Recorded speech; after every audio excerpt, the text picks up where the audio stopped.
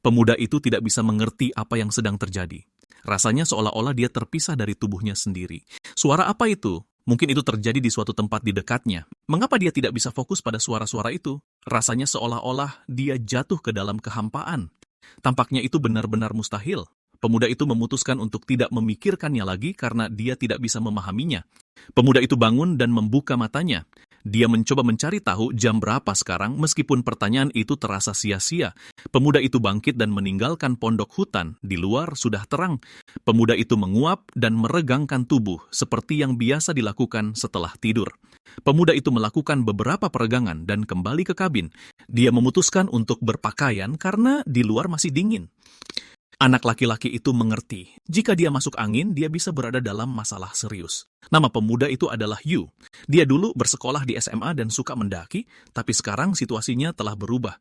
Dia sudah berada di sini selama 2 hari setelah insiden aneh. Yu, setelah berpakaian, melanjutkan latihan paginya. Sekarang ini bukan lagi pendakian, melainkan perjuangan nyata untuk bertahan hidup. Baru kemarin pagi pemuda itu tenggelam dalam kebisingan dan hiruk-pikuk keramaian dan dengan penuh semangat menantikan akhir pekan agar bisa pergi mendaki santai. Tiba-tiba, dia mendapati dirinya di dunia yang belum pernah dilihatnya. Penyebabnya adalah sebuah truk yang tiba-tiba muncul entah dari mana. Untungnya, setelah memeriksa isi ranselnya, dia menemukan bahwa ada beberapa barang berguna di dalamnya. Di antaranya ada handuk, kotak makan siang aluminium, pisau serbaguna, dan 2 botol air mineral. Setelah mencari jalan setapak selama sekitar 10 menit, dia menemukan sumber air. Beberapa makhluk seperti udang hidup di sungai itu. Ini berarti airnya aman untuk diminum. Setelah mencicipinya, Yu menyadari rasanya sangat enak. Yu memasang perangkap sederhana, menemukan tempat terbuka, dan membangun tempat berlindung kecil di sana. Kemudian pemuda itu kembali ke sungai dan menemukan mangsa di dalam perangkap. Itu adalah makhluk-makhluk seperti udang dengan cangkang silinder yang aneh. Beberapa di antaranya memberi pemuda itu perasaan tidak nyaman yang aneh, jadi dia menyisihkannya. Cangkangnya begitu keras sehingga batu pun tidak bisa memecahkannya. Yu hanya membungkusnya dengan daun lalu memanggangnya di atas api. Setelah dipanggang, cangkangnya menjadi lebih rapuh dan dia berhasil melepaskannya. Daging makhluk-makhluk ini sangat berair dan hampir tidak bisa dibedakan dari udang dan kepiting yang biasa dia makan. Rasanya sedikit manis setelahnya. Namun dia tidak bisa menghilangkan bau amis yang kuat atau pasir yang berderak di antara giginya. Yu membersihkan udang itu. Awalnya, dia tidak suka karena menemukan sesuatu yang menyerupai telur ikan di dalamnya. Setelah menggigitnya, dia merasakan ketidaknyamanan yang khas dari keracunan makanan. Ternyata perasaan tidak enaknya adalah reaksi terhadap racun. Yu terkejut. Mungkinkah dia telah mengembangkan kemampuan khusus? Pemuda itu berpikir bahwa ada banyak hal di dunia ini yang masih harus dia pahami. Dia memutuskan untuk memulai penyelidikannya hari ini. Hari ini, sang protagonis berencana mencari bukit dengan pemandangan pegunungan yang indah. Menemukan sebuah desa akan sangat luar biasa. Bagaimanapun, mempelajari lingkungan akan membantunya bertahan hidup di dunia ini. Yu melihat beberapa buah beri aneh tergantung di pohon. Warnanya cukup cerah. Apakah itu bisa dimakan? Itu sedikit berisiko, tetapi pahlawan kita tidak akan melewatkan kesempatan untuk mencoba sesuatu yang lezat dari dunia lain. Pemuda itu penasaran seperti apa rasanya. Namun dia merasakan hawa dingin yang aneh dan buah beri itu jatuh dari tangannya. Yu sudah pernah mengalami sensasi ini saat mengambil udang beracun. Ternyata dia memiliki kemampuan untuk merasakan apakah makanan beracun atau tidak. Tampaknya tidak bisa dipercaya. Di dekatnya, pemuda itu melihat beberapa buah yang biasa saja di semak-semak. Dalam hal ini, Yu tidak merasakan apa-apa. Itu berarti dia bisa mencobanya. Sang pengelana mencicipi buah itu dan terkejut dengan rasanya. Teksturnya renyah seperti kacang, dan aromanya kuat seperti mangga. Aromanya memang kuat, tapi tidak semanis mangga. Sepertinya ini kombinasi yang luar biasa. Jika Yu bisa mendeskripsikan sensasi ini dengan kata-kata, dia akan mengatakan bahwa rasanya luar biasa lezat. Sang protagonis memutuskan untuk membawa beberapa buah beri ini sebagai persediaan. Meskipun pemuda itu kesal dengan apa yang telah terjadi, semua ini terasa seperti mimpi di siang hari. Alamnya sangat indah. Sepertinya belum pernah ada manusia yang menginjakkan kaki di sini. Daerah itu penuh dengan buah-buahan, sayuran, jamur, dan hewan-hewan kecil aneh yang tidak dikenal. Yu melihat seekor tupai memakan kacang, dan dia juga ingin mencobanya. Tidak jauh dari kakinya, pahlawan kita melihat beberapa jamur. Dia memutuskan untuk membawa beberapa juga. Di dunia ini, ada sesuatu yang bisa dimakan di mana-mana. Pemuda itu telah mengembangkan kemampuan yang membantunya mengidentifikasi racun dalam makanan. Berkat kemampuan itu, dia bisa dengan aman mencoba apapun yang asing. Dalam kondisi bertahan hidup, kemampuan ini seperti sentuhan Midas. Itu memungkinkannya mengubah hutan di sekitarnya menjadi supermarket sungguhan di mana produk segar tergeletak di rak seolah menunggu pelanggan. Namun, terus-menerus mengumpulkan makanan agak melelahkan karena pemuda itu telah menempuh perjalanan jauh. Di tepi tebing, Yu melihat tanaman aneh dengan buah yang tergantung di atasnya. Buah ini sangat menarik baginya. Tidak ada aroma yang kuat, dan selain itu, anak laki-laki itu sudah makan banyak di sepanjang jalan, jadi dia tidak lapar. Lalu mengapa dia sangat ingin memakan buah ini? Bahkan sebelum otak pemuda itu mulai bereaksi, tubuhnya sudah bergerak selangkah demi selangkah menuju pohon buah di tepi tebing. Ini terasa aneh. Haruskah dia berhenti? Yu hidup dengan prinsip, jangan mempertaruhkan nyawamu demi makanan lezat. Tapi baginya sepertinya dalam kasus ini, dia bisa meraih buah itu tanpa banyak kesulitan.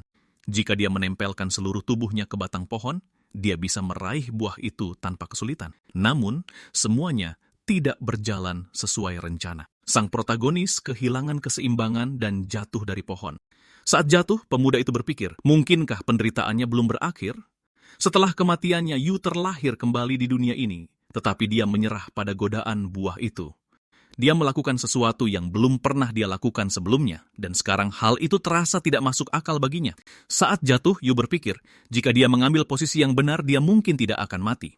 Tetapi jika dia mematahkan sesuatu, akibatnya mudah dibayangkan tanpa peralatan medis. Berbaring di tanah, pahlawan kita menyadari bahwa dia tidak ingin mati. Dia masih hidup dan itulah yang terpenting. Lengan kanannya terasa sedikit sakit. Sekarang dia perlu memeriksanya. Dia hampir tidak merasakan sakit, tetapi mengapa dia bahkan tidak bisa menyentuh lengannya? Yu melihat tangannya dan terkejut. Apa yang sedang terjadi? Cahaya merah apa itu yang ada di sekelilingnya? Yu mendengar suara benturan tetapi tidak merasakan sakit. Itu seperti semacam cangkang pelindung yang tidak terlihat. Sepertinya inilah alasan dia tidak terluka setelah jatuh. Tapi dari mana kemampuan ini berasal? Yu berpikir, mungkinkah dia menciptakan perisai ini sendiri? Suatu saat cahaya di sekitar tubuhnya menghilang. Yu menyadari dia telah mendapatkan kemampuan baru. Ternyata dia seperti karakter video game. Yu memutuskan dia tidak boleh terlalu berharap. Bagaimana cara dia mengaktifkan skill baru ini sekarang? Dia berharap aktivasinya tidak hanya terpicu dalam situasi kritis seperti di tebing itu. Yu berpikir untuk mengaktifkan skill itu dia perlu mencoba untuk rileks. Pemuda itu berhasil, percikan api muncul di sekitar tubuhnya lagi. Sekarang dia ingin menguji seberapa kuat cangkang ini. Yu memukul batu itu dengan sekuat tenaga. Dia tidak merasakan sakit, tidak ada luka di tubuhnya, tetapi retakan muncul di permukaan batu. Yu menyadari bahwa cangkang itu jauh lebih berguna dari yang dia duga sebelumnya. Pemuda itu memutuskan untuk menyebut kemampuan ini sebagai mantra. Sang protagonis menduga bahwa kemampuan ini entah bagaimana terhubung dengan udang aneh itu. Jika kita berasumsi cangkang itu adalah kemampuan khusus yang dimiliki udang, maka menjadi jelas mengapa cangkang itu tidak bisa dipecahkan dengan batu. Setelah dipanggang di atas api, cangkangnya menjadi lebih rapuh karena udang yang dimasak tidak bisa lagi mengaktifkan kemampuannya. Setelah itu pemuda itu memakan daging udang dan memperoleh kemampuan baru. Penjelasan ini memuaskan pahlawan kita. Dia melihat logika tertentu di dalamnya. Mendapatkan kemampuan baru melalui makanan, sungguh luar biasa. Yu memutuskan bahwa sekarang dia akan dapat benar-benar menikmati dunia ini. Dia akan memulai petualangan untuk mencari rasa baru, mencoba setiap tanaman dan setiap makhluk hidup. Mungkin dia bahkan berani mencoba daging naga. Yu mulai menganggap dirinya seorang pencicip yang berani. Hanya memikirkannya saja sudah memenuhi pemuda itu dengan energi yang tak terbatas. Setelah Yu menghabiskan banyak energi untuk mendaki gunung, akhirnya dia sampai di puncak. Di puncak gunung terang dan pemandangannya jauh lebih luas. Yu melihat ke bawah dan segala sesuatu di sekitarnya tampak begitu megah. Dia belum pernah melihat keindahan seperti itu sebelumnya, terutama di perkotaan. Yu teringat sudah lama sekali dia tidak melihat cakrawala. Sinar matahari yang terpantul di permukaan laut yang tenang lebih indah dan menyilaukan daripada batu permata manapun. Tidak peduli seindah dan selebat apapun hutannya, itu tidak bisa dibandingkan dengan pemandangan seperti ini. Yu melihat sekeliling dan menyimpulkan bahwa tidak ada satupun jejak peradaban di sini. Pahlawan kita tidak kecewa dengan hal ini. Mungkin dia akan menemukan sesuatu di sisi lain gunung, Selain itu, dia cukup mampu bertahan hidup sendiri. Pemandangan di sini sungguh menakjubkan. Pahlawan kita merasa sedikit kesepian, tetapi dia tidak mau memikirkannya. Lebih baik makan sesuatu sekarang. Yu mengeluarkan buah dari pohon itu dari ranselnya. Meskipun butuh sedikit usaha, akhirnya dia mendapatkan buah itu. Pria itu bertanya-tanya apakah rasanya akan seenak kelihatannya. Yu menggigit buah itu dan merasakan rasa asam yang tajam. Tidak ada aroma yang menggoda. Tidak ada rasa manis. Bahkan bukan lemon, tapi semacam asam pekat. Yu berpikir, dia telah menyia-nyiakan terlalu banyak usaha dan bahkan membahayakan dirinya sendiri hanya demi satu aroma. Jika seseorang ingin hidup nyaman di dunia lain, mereka tidak hanya membutuhkan makanan, tetapi juga kondisi hidup yang layak. Tombak kayu sederhana untuk menangkap ular dan makhluk lain, kapak batu untuk menebang kayu lebih efisien, keranjang anyaman untuk menyimpan barang yang tidak muat di ransel. Setelah selesai dengan peralatannya, pahlawan kita mengumpulkan bahan untuk membuat gubuknya lebih kokoh. Dia meletakkan kayu di lantai dan menutupinya dengan lumut, membuat tempat tidurnya lebih empuk dan nyaman. Setelah itu, pemuda itu membangun rak pengering agar tempat penampungannya lebih menyerupai rumah sungguhan. Yu berpikir jika dia tidak menemukan orang lain di masa depan, dia mungkin harus mempertimbangkan untuk membangun rumah yang lebih tahan lama. Selama beberapa hari berikutnya, petualangan sang protagonis berlanjut. Pemuda itu terus menemukan lebih banyak buah-buahan. Berkat skill mantranya, dia bahkan bisa mengumpulkan barang-barang dari lokasi yang sangat berbahaya. Yu tidak mendapatkan satupun kemampuan baru meskipun dia mencoba banyak buah baru. Mungkin dia hanya belum cukup makan, atau kemampuan baru tidak lagi tersedia untuknya. Namun masalah baru muncul setelah itu. Perutnya mulai sakit parah. Meskipun pemuda itu bisa mengidentifikasi makanan yang bisa dimakan, dia tidak bisa memprediksi bagaimana tubuhnya akan bereaksi. Yu memutuskan dia perlu lebih memperhatikan keamanan pangan. Akan sangat buruk jika dia tidak bisa berhenti muntah atau diare suatu saat nanti. Sehari kemudian, sakit perutnya mereda, dan pemuda itu kembali ke pohon untuk memeriksanya lagi. Yu meletakkan tangannya di batang pohon dan menyimpulkan bahwa cuaca tidak memengaruhi pohon itu. Kulit kayunya tetap agak berminyak dan halus sepanjang waktu. Jika dilihat lebih dekat, akar pohon itu memanjang sampai ke kaki gunung. Tidak heran beberapa tanaman merambat begitu tipis dan hampir tidak mungkin untuk dipegang. Makhluk yang tidak pandai memanjat batu, kemungkinan besar tidak akan bisa memanjat kembali jika jatuh. Pohon itu menggunakan daya pikat buahnya untuk memancing mangsa ke tepi tebing, menyebabkan mereka kehilangan keseimbangan. Organisme yang jatuh adalah sumber nutrisi utama pohon itu. Dari atas, sang protagonis bisa melihat banyak tulang tergeletak di bawah. Jika bukan karena mantra yang dia terima, dia akan menjadi korban lainnya. Namun hal-hal baik juga terjadi di sekitar pohon ini. Yu melihat seekor kelinci berlari lewat. Dengan menggunakan senjata yang telah disiapkannya, Yu berhasil melumpuhkan kelinci itu. Pemuda yang memegang kapak batu berlumuran darah itu berkata bahwa dia telah berhasil. Jika tidak segera mengeluarkan darah hewan setelah membunuhnya, dagingnya akan mengeluarkan bau yang tidak sedap. Itulah mengapa penting untuk melakukan ini tepat waktu, agar rasa dagingnya lebih enak dan kemudian mengeluarkan isi perut bangkainya sebelum organ dalamnya mulai membusuk. Yu secara tak terduga menemukan bahwa dia telah memperoleh pesona buah itu. Kemampuan ini menarik berbagai hewan kecil, kebanyakan herbivora, dan semuanya menjadi makanannya. Perasaannya campur aduk, tetapi pemuda itu percaya bahwa akhirnya dia akan bisa makan daging. Dia harus memutuskan apakah akan merebusnya atau menggorengnya. Sayang sekali tidak ada garam. Tiba-tiba, pemuda itu mendengar suara aneh. Suara siapa itu? Itu adalah jeritan ketakutan yang sesungguhnya. Dia melihat ke arah pohon berbahaya itu. Pemuda itu menjadi penasaran tentang apa yang terjadi di sini, dan dia melihat ke bawah dari tebing. Di kaki gunung, sang protagonis melihat seorang gadis terbaring di sana. Pemuda itu bertanya-tanya, haruskah dia menolong orang ini? Rasa iba menguasainya, dan pahlawan kita membawa gadis itu ke tempat tinggalnya. Malam tiba, dan Yu sudah menyiapkan makanan untuk 2 orang. Sambil duduk di dekat api, pahlawan kita bertanya-tanya, mengapa gadis itu belum juga bangun? Yu sambil mengaduk sup berpikir bahwa ini adalah pertama kalinya dia melihat warna rambut yang tidak biasa seperti milik gadis ini. Beberapa jam sebelumnya, Yu telah turun ke kaki gunung, mendekati gadis itu, dan bertanya, apakah dia baik-baik saja? Tidak ada jawaban. Yu mendekatkan jarinya ke hidung gadis itu dan memastikan dia bernapas. Itu pertanda baik. Dia tidak menemukan cedera kepala yang jelas, tetapi ada lecet dan bengkak kecil di kakinya. Tampaknya nyawa orang asing itu tidak dalam bahaya. namun dia masih bisa mengalami cedera serius karena jatuh. Yu berpikir dia tidak bisa hanya diam saja. Lagi pula, jika dia tidak menolong gadis itu, dia bisa mati. Pemuda itu tidak melihat pilihan lain. Yu mengangkat gadis itu ke bahunya dan berkata padanya untuk bertahan. Dia menambahkan bahwa dia akan membawanya ke tempat yang aman.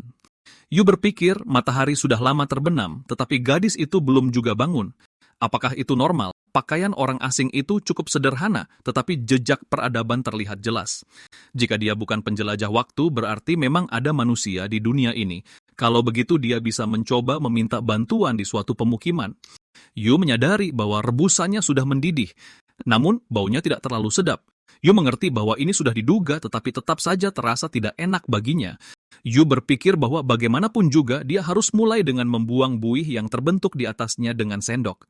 Yu memutuskan untuk menambahkan sedikit adas dan membiarkannya mendidih selama beberapa menit lagi. Sekarang aromanya jauh lebih baik. Ini baru beda ceritanya. Yu menyendok sup dan memutuskan untuk mencobanya. Pria itu merasa bau tidak sedapnya belum sepenuhnya hilang, tapi rasanya tetap cukup enak.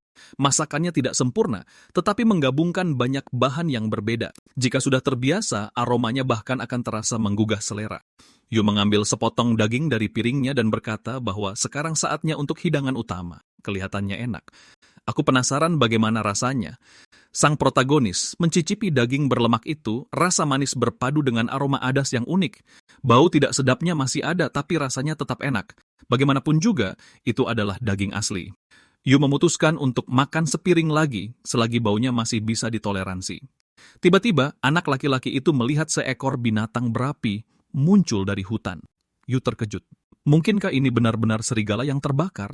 Binatang itu mendekat perlahan. Serigala yang terbakar itu mendekati api dan berhenti. Apa yang akan dilakukannya? Binatang itu mulai dengan rakus melahap lidah api yang menyembur dari perapian. Yu senang karena binatang itu tidak bereaksi sama sekali padanya. Yu tertegun.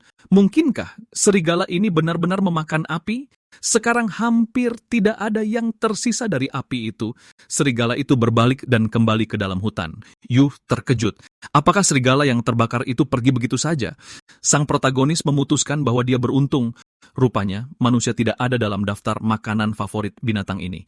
Yu berkata bahwa serigala yang memakan api adalah pertanda dunia yang sama sekali berbeda. Tiba-tiba, orang asing itu bangun dan duduk di atas tempat tidur darurat.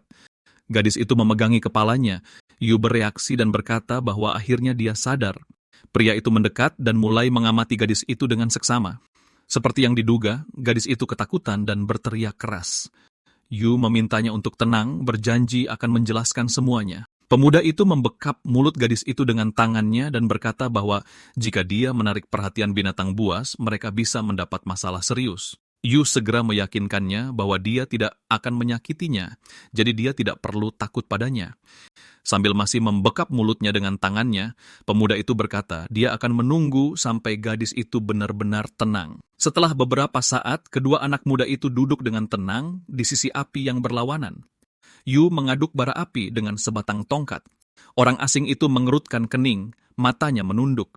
Bekas tamparan masih ada di pipi pemuda itu. Yu berpikir dia mengerti ketakutan gadis itu. Lagi pula, jika orang asing membekap mulutnya di tengah hutan, dia juga akan ketakutan. Sang protagonis tidak marah, tetapi dia tidak tahu bagaimana berkomunikasi dengannya karena kendala bahasa. Tetap saja, dia sangat ingin belajar lebih banyak tentang dunia lain. Yu mendengar suara gemuruh dari perut orang asing itu. Sang protagonis dengan benar menyimpulkan bahwa dia lapar. Yu mengangkat panci dari api dan berpikir bahwa jika dirinya sendiri terluka dan ketakutan, makanan pasti akan membantunya tenang. Pahlawan kita mengisi mangkuk dengan sup dan menawarkannya kepada gadis itu. Dia berkata bahwa baunya tidak terlalu sedap, tetapi supnya bergizi, dan dia benar-benar harus makan. Yu menebak bahwa gadis itu tidak mengerti, tetapi dia mengulurkan mangkuk padanya dan memberi isyarat agar dia mencobanya. Orang asing itu mengambil mangkuk makanan, membawanya ke bibirnya, dan mencicipi sedikit. Setelah itu, dia memakannya sampai habis. Yu berpikir gadis itu pasti sangat lapar untuk makan dengan lahap seperti itu. Yu berpikir bahwa bertemu seseorang di dunia ini adalah pertanda bahwa takdir belum melupakannya. Pria itu menggaruk bagian belakang kepalanya karena dia tidak tahu bagaimana mengatasi kendala bahasa. Akan sangat bagus jika mereka bisa saling mengerti seperti di novel online. Orang asing itu secara tak terduga berterima kasih kepada pemuda itu atas makanannya yang lezat. Terkejut. Mungkinkah dia benar-benar berbicara bahasa ibunya? Yu meminta maaf kepada gadis itu karena dia tidak tahu gadis itu mengerti bahasanya. Gadis itu berkata dia telah menggunakan sihir bahasa. Bahasa pemuda itu sangat kompleks, jadi dia mungkin tidak selalu bisa mengekspresikan dirinya dengan benar. Yu senang dan berkata dia memahaminya dengan sempurna. Pahlawan kita berpikir mereka tidak akan bisa berkomunikasi secara normal untuk sementara waktu. Mungkinkah sihir seperti itu benar-benar ada? Ditambah lagi gadis ini punya suara yang merdu, sangat menyentuh. Gadis itu meminta maaf karena takut padanya, padahal pemuda itu telah menyelamatkannya. Dia menjawab tidak apa-apa karena dia adalah orang asing baginya. Sangat wajar untuk merasa takut dalam situasi seperti itu. Pemuda itu bertanya bagaimana keadaan lukanya sekarang. Gadis asing itu menjawab bahwa dia telah menggunakan sihir penyembuhan, tapi butuh sekitar 3 minggu untuk sembuh total. Pemuda itu memperkenalkan diri dan berkata namanya adalah Yu. Dia juga bertanya, siapa nama gadis itu? Gadis asing itu berkata namanya adalah Kulala, orang tuanya yang memberinya nama itu. Yu menyadari kalau di sini cukup dingin dan menawarkan bantuan untuk memindahkan Kulala lebih dekat ke api. Gadis itu berterima kasih padanya. Yu bertanya mengapa Kulala ada di sini sendirian. Gadis itu menjelaskan bahwa dia ingin pergi ke gunung untuk mengumpulkan tanaman obat, tapi malah mendapat masalah. Dia tidak makan selama beberapa hari. Ketika dia tidak tahan lagi, dia menemukan sebuah pohon dan tidak bisa menahan godaan monster itu. Yu berkata bahwa Kulala pasti sangat menderita. Pemuda itu berpikir bahwa di dunia yang aneh ini, orang-orang menyebut tanaman dan hewan aneh sebagai monster. Kulala menyatakan bahwa jika bukan karena penyelamatnya, dia pasti sudah binasa. Gadis itu berterima kasih kepada pemuda itu sekali lagi. Yu menjawab bahwa tidak perlu berterima kasih. Pemuda itu memutuskan akan berlebihan jika Kulala terus berterima kasih padanya di setiap kalimat. Pahlawan kita berkata bahwa sekarang dia khawatir tentang apa yang akan mereka berdua lakukan selanjutnya. Yu menunjukkan bahwa dia terluka dan menawarkan untuk menggendongnya pulang. Kulala menjawab bahwa itu tidak akan berhasil. Kulala menambahkan bahwa desanya ada di seberang gunung, namun tidak banyak monster menakutkan di sana.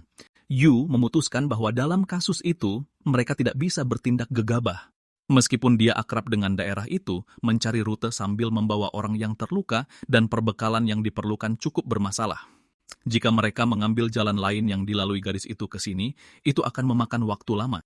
Dan jika terjadi sesuatu, akan sulit untuk menangani situasinya. Yu berpikir bahwa Kulala telah menyisihkan 3 minggu untuk pemulihannya. Kulala berpikir, dia hanya membuang-buang makanan dan menjadi beban bagi pria ini. Kulala meminta maaf dan berkata, dia tidak bisa pergi. Tidak bisakah pemuda itu membiarkannya tinggal di sini sedikit lebih lama? Yu berkata dia tidak ingin terjadi apa-apa pada mereka di jalan, jadi mereka akan tinggal di sini sampai kaki gadis itu sembuh. Jika kakinya terkilir, pemulihannya akan lebih sulit. Akan sangat bagus jika seseorang bisa membantu mereka. Apakah Kulala memikirkan seseorang? Gadis itu menghela napas dalam-dalam dan berkata, dia tidak mengenal orang seperti itu. Yu terkejut, apakah Kulala benar-benar berpikir dia akan meninggalkannya di sini? Yu berkata akan lebih baik bagi gadis itu untuk tinggal di sini. Kondisinya tidak ideal, tapi dia akan bisa pulih. Yu menduga gadis itu ingin kembali sesegera mungkin karena merasa tidak nyaman sendirian bersamanya. Pria itu mengatakan bahwa dia tidak akan serendah itu untuk memanfaatkan seorang gadis yang sedang dalam kesulitan. Yu menambahkan bahwa dia berharap Kulala akan segera pulih dan kemudian mereka akan berangkat bersama. Kulala berkomentar bahwa dia tidak bisa membantu dengan cara apapun dan hanya akan menjadi beban bagi pemuda itu. Yu menolak dan berkata itu tidak benar. Dia sudah sangat lama tidak bertemu orang. Bertemu dengannya adalah keberuntungan yang sesungguhnya. Selain itu, dia benar-benar rakus. Jadi kehadirannya akan mengajarinya untuk merencanakan makanannya dengan lebih baik. Kulala harus merasa nyaman di sini. Kulala menangis dan berterima kasih kepada pemuda itu. Yu bertanya apakah dia akan membawanya ke desanya saat dia pulih. Jawabannya adalah, ya. Malam tiba. Kedua anak muda itu berbaring di gubuk dengan saling membelakangi. Yu berbaring terjaga untuk sementara waktu. Dia berpikir gadis itu butuh bantuan, tapi dia tidak mau menjadi beban bagi siapapun. Dia benar-benar rela mengorbankan kesejahteraannya sendiri. Sang protagonis bertanya-tanya mengapa dia memperlakukan dirinya seperti ini, dan siapa yang telah membuatnya seperti ini. Yu memutuskan dia ingin bersama gadis ini, dan dengan pikiran itu, dia tertidur. Sejak pahlawan kita tiba di dunia ini, dia selalu sendirian. Terkadang dia merasa tidak nyaman, dan dia tidak tahu harus berbuat apa. Kemunculan Kulala bagaikan api yang menyala dalam kegelapan. Yu berpikir bahwa dia tidak akan lagi harus melalui semua ini sendirian. Dia perlu melindungi api ini. Pemuda itu memutuskan bahwa besok akan menjadi hari yang sangat sulit. Keesokan paginya pahlawan kita melihat sekeliling. Dia memutuskan dia perlu mencari sesuatu yang bisa dimakan. Sekarang karena ada 2 orang yang harus diberi makan, dia perlu mengumpulkan bahan-bahan untuk persediaan. Dia membutuhkan buah-buahan, sayuran, jamur, akar-akaran, dan kacang-kacangan. Meskipun kelayakan untuk dimakan adalah kriteria utama untuk mengumpulkan, pemuda itu masih ingin mencoba rasa baru. Dia melihat buah-buahan yang belum pernah dia lihat sebelumnya. Yu bertanya-tanya mengapa dia belum pernah melihat buah-buahan ini sebelumnya. Meskipun tergantung tinggi di atas, buah-buahan itu masih terlihat bisa dimakan. Yu meregangkan tubuh dan memutuskan untuk mencobanya. Pemuda itu melompat tinggi ke udara. Usahanya berhasil. Buah itu berakhir di tangannya. Pahlawan kita merasa dia semakin kuat setiap hari. Mungkin itu karena makanan yang lezat. Buah ini juga ternyata enak dan agak mirip apel, tapi tidak semanis itu. Di bawah pohon, Yu melihat tanaman yang belum pernah dia perhatikan sebelumnya. Tanaman itu memiliki warna yang langka dan kaya. Yu memetik sehelai daun dan mengendusnya. Aromanya sedikit asam. Dia tidak punya firasat buruk, jadi daunnya pasti bisa dimakan. Dia menggigit ujung daunnya dan menyadari rasanya cukup enak. Aroma segar dan rasa manis yang ringan memenuhi indera perasanya. Setelah itu, kelelahannya hilang seolah-olah karena sihir. Mungkin Kulala juga akan menyukainya, jadi pemuda itu mengumpulkan banyak tanaman itu.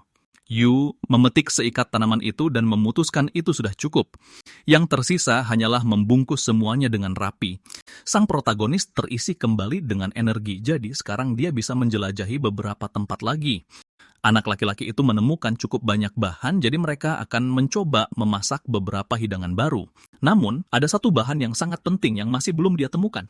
Setelah beberapa saat di sebuah jurang kecil, pemuda itu melihat sesuatu yang sangat mengesankan. Warna dan bentuknya langsung menarik minatnya. Yu turun ke jurang, mengambil batu itu, dan menjilatnya. Itu benar-benar garam batu. Yu berpikir akhirnya dia telah menemukan bahan yang paling penting. Menemukan garam di dekat laut bukanlah masalah, tetapi menemukannya di pegunungan adalah keberuntungan besar. Pemuda itu memutuskan bahwa mulai sekarang, makanan mereka akan terasa lebih enak. Yu memutuskan untuk membawa sedikit garam batu dan akan kembali lagi nanti untuk mengambil lebih banyak. Anak itu memperhatikan beberapa titik hitam kecil yang juga bergerak. Yu berjalan mendekat dan melihat bahwa itu adalah moluska. Tapi kenapa mereka ada di atas garam batu? Biasanya, moluska di darat akan mengalami dehidrasi dan mati. Namun yang ini masih hidup. Sang protagonis tidak bisa memahami anatomi makhluk-makhluk dari dunia ini. Yu memutuskan bahwa mereka pasti bisa dimakan. Dia harus menaruhnya di kotak makan agar tidak berisik di dalam ranselnya. Pahlawan kita tidak menyangka perjalanan hari ini ke hutan akan begitu membuahkan hasil. Makan malam ini akan menjadi pesta. Yu menyapa gadis itu dan berkata, dia sudah kembali. Kulala menyapanya kembali. Yu berterima kasih pada Kulala karena telah menjaga rumah. Pemuda itu senang ketika seseorang menyambutnya. Pria itu berkata, dia menemukan banyak hal lezat, jadi makan malam ini akan luar biasa. Gadis itu melihat perbekalan dan terkejut. Apa semua ini benar-benar bisa dimakan? Pemuda itu menjawab bahwa dia tidak tahu bagaimana, tetapi dia mengembangkan kemampuan untuk mengetahui apa yang bisa dimakan dan apa yang tidak. Kulala berkata itu luar biasa dan bertanya apa itu. Yu terkejut. Apa ada yang salah? Kulala menjadi tertarik pada tanaman itu. Yu menjawab bahwa daunnya lezat, sedikit asam, tetapi memiliki aroma yang menyenangkan. Kulala terkejut dan berkata, dia belum pernah mencobanya. Ini adalah tanaman ajaib dan sangat berharga. Pemuda itu tidak mengharapkan reaksi seperti itu. Lagi pula, dia telah mengumpulkan banyak tanaman. Kulala mengatakan bahwa ini akan cukup untuk satu keluarga selama setidaknya 6 bulan. Dia mengatakan bahwa di dunianya, biaya rata-rata untuk sebuah keluarga adalah 10.000. Di sini hanya ada sekitar 10 lembar daun. Jadi, apakah satu lembar harganya 1.000? Mengapa harganya begitu mahal? Kulala mengatakan bahwa itu pertanyaan yang bagus. Seperti yang telah dia katakan, tanaman itu mengandung partikel sihir. Partikel sihir adalah elemen dari kekuatan sihir. Mengkonsumsi partikel semacam itu membantu mempercepat pemulihan kemampuan sihir. Itulah mengapa ramuan ajaib ini adalah bahan penting bagi para penyihir. Ramuan pemulih dibuat darinya. Namun, ada gulma beracun yang terlihat sangat mirip dengan tanaman ini. Ramuan ajaib ini berubah warna ketika merasakan kekuatan sihir. Selain itu, ini adalah tanaman yang sangat langka. Menemukan dalam jumlah sebanyak ini sungguh tak terbayangkan. Pahlawan kita tidak menyangka tanaman itu akan menjadi begitu langka. Kulala mengatakan bahwa tanaman itu berubah warna agar tidak terlihat. Mungkinkah tanaman ini bunglon? Akankah dia mendapatkan kemampuan itu saat memakannya? Dia menyadari bahwa mereka memiliki kesempatan langka, jadi Kulala harus memakan daun ini untuk memulihkan kekuatannya. Gadis itu bingung karena tanaman itu sangat berharga. Haruskah dia benar-benar memakannya? Yu menyuruh Kulala untuk berhenti merendahkan dirinya sendiri. Meskipun dia tidak tahu mengapa Kulala berbicara tentang dirinya seperti itu, dia sangat senang Kulala ada di sini. Berkatnya, dia telah belajar hal-hal yang tidak pernah terpikirkan olehnya. Dia senang tinggal di sini bersamanya. Anak laki-laki itu meminta gadis itu untuk tidak mengatakan hal buruk tentang dirinya. Kulala berjanji. Pemuda itu menyuruh Kulala untuk memakan saja tanaman itu karena rasanya sangat lezat. Gadis itu setuju dan berkata dia akan mencobanya. Mata Kulala terbelalak dan dia menyatakan bahwa rasanya memang sangat lezat. Daunnya renyah dan berair dan pusing ringan yang menyegarkan menyelimutinya. Gadis itu belum pernah merasakan yang seperti ini sebelumnya. Yu berpikir bahwa jika dia, seorang pria yang telah mencicipi begitu banyak hal dalam hidupnya, terkesan dengan rasanya, reaksi Kulala tidaklah mengherankan. Kulala bertanya, apakah dia boleh makan sedikit lagi tanaman itu? Jawabannya adalah ya. Pemuda itu menambahkan bahwa sudah waktunya untuk memulai makan malam. Dia menyarankan untuk membuat sesuatu yang menarik dari ramuan ini. Pertama, mereka perlu mengumpulkan bahan-bahan yang mudah rusak. Mereka memutuskan untuk memulai dengan moluska. Tapi bagaimana cara memasaknya? Kulala berkata, mereka menyebutnya kerang garam. Yu bertanya, biasanya mereka memasaknya dengan apa? Gadis itu mengatakan bahwa kerang ini juga ditemukan di dekat desanya. Biasanya digunakan sebagai lauk, dimasak di atas api langsung dengan cangkangnya. Rasanya asin, jadi tidak perlu bumbu, meskipun beberapa orang mencelupkannya ke dalam saus ikan. Ada juga yang memakan kerang mentah, tapi setelah itu pasti akan sakit perut. Yu menjawab bahwa dia mengerti. Saus ikan adalah bumbu yang cukup kuno. Ikan atau udang direndam dalam air garam. Enzim yang terkandung dalam organ ikan digunakan untuk memecah protein. Setelah beberapa bulan, proses fermentasi berakhir dan sausnya disaring. Yu berpikir bahwa saus ikan yang disebutkan gadis itu mirip dengan yang dibuat di dunianya. Mereka perlu meruncingkan beberapa tusuk sate. Yu meminta gadis itu untuk melakukannya. Pria itu berkata mereka akan makan sate hari ini. Kulala sangat ingin membantu, jadi dia tertarik untuk menyiapkan tusuk sate. Pemuda itu mencuci bahan-bahan dan memotong semuanya, termasuk beberapa buah yang tampak seperti pisang. Sekarang saatnya memasak semuanya di atas api unggun. Setelah itu, semuanya ditusuk ke tusuk sate kayu. Untuk mempermudah memasak, anak itu sedikit mengubah desain api dan menggunakan batu untuk mencegah apapun terbakar. Kemudian pemuda itu menyalakan kembali api, menaruh air di atasnya, dan menunggu hingga mendidih. Dia meletakkan kerang di atas lempengan batu dan terus-menerus memutar tusuk sate, membumbuinya sesuai selera. Si juru masak menambahkan jamur dan bahan-bahan lain ke dalam air mendidih. Saat rebusan hampir matang, sang protagonis menambahkan sedikit garam. Seluruh hidangan pun siap. Gadis itu ditawari sup jamur, kerang yang diasinkan, berbagai macam sate, dan ubi jalar panggang. Kulala berkata rasanya luar biasa. Yu setuju bahwa aromanya benar-benar luar biasa. Pemuda itu menyarankan untuk memulai makan dengan sup untuk membangkitkan selera makannya. Kulala berterima kasih padanya dan mengatakan bahwa nafsu makannya sudah sangat besar. Gadis itu mencicipinya dan berkata supnya memiliki rasa jamur yang unik yang sangat cocok dengan kaldu sayuran. Yu berkata satenya berbau sangat harum. Aku ingin tahu bagaimana rasanya. Pemuda itu mencicipi dagingnya dan mengakui bahwa rasanya memang sangat enak. Meskipun satu-satunya bumbu adalah garam, paprika manisnya menambahkan rasa manis dan tekstur yang menarik. Pahlawan kita memiliki harapan tertinggi untuk kerangnya. Aku penasaran seperti apa rasanya. Kulala berkata, Dia sudah lama tidak makan yang seperti ini. Untuk mengambil kerangnya, kau perlu memasukkan ranting ke dalam cangkang dan memutarnya sedikit untuk mengeluarkan dagingnya. Daging kerang yang keras mudah dikunyah. Rasanya membuatmu ingin mengambil kerang berikutnya. Kulala memperhatikan bahwa masih ada kaldu yang tersisa di cangkang-cangkang ini. Daging kerang yang keras dipadukan dengan kaldu kentalnya menghasilkan rasa yang sama sekali berbeda. Kedua anak muda itu setuju. Makanannya lezat. Setelah makan, Yu berkata dia kenyang. Kulala mengatakan bahwa ubi jalarnya juga luar biasa, empuk dan manis. Keterampilan kuliner pemuda itu pantas dipuji. Yu memberikan sehelai daun berharga kepada gadis itu dan berkata itu adalah hidangan penutup. Kulala sangat senang. Sang protagonis menduga gadis itu sangat menyukai tanaman itu. Yu berkata akan sangat bagus jika mereka bisa membuat sirup dari tanaman ini. Jika mereka menambahkan buah, itu akan menjadi selai. Itu pasti patut dicoba. Pemuda itu sadar itu akan sia-sia, tapi kedengarannya lezat. Harga sebotol selai seperti itu pasti akan sangat mahal. Yu berpikir bahwa di dunianya sendiri, dia menghabiskan terlalu banyak waktu memikirkan makanan. Hal ini terkadang membuat orang-orang di sekitarnya jengkel. Mungkin di dunia ini juga sama saja. Mereka bisa berkomunikasi berkat sihir Kulala. Jika mereka pergi ke rumahnya, bukankah akan ada masalah karena perbedaan budaya? Sang protagonis meminta temannya untuk menceritakan lebih banyak tentang dunia ini. Pemuda itu juga bertanya apakah dia menganggap permintaan ini aneh. Kulala mengakui bahwa dia tidak sering mendengar permintaan seperti itu, tapi dia tidak menganggapnya aneh. Selain itu, dia suka bercerita. Gadis itu menambahkan bahwa dia akan dengan senang hati membantu pemuda itu memperluas wawasannya. Yu berpikir bahwa gadis itu tidak mengajukan pertanyaan apapun dan langsung menerima permintaannya. Pemuda itu berkata bahwa kalau begitu, dia mengandalkan Kulala sebagai gurunya. Gadis itu terkejut. Bisakah dia benar-benar disebut seorang guru? Yu memberitahu Kulala untuk tidak merendah. Pemuda itu berjanji akan menjadi murid yang rajin. Kulala berjanji untuk membantu dan mencari tahu segalanya. Pada hari ketiga perkenalan mereka, Yu sudah bisa membedakan berbagai jenis sihir. Kulala memperhatikan bahwa murid ini cepat belajar. Dia benar-benar jenius.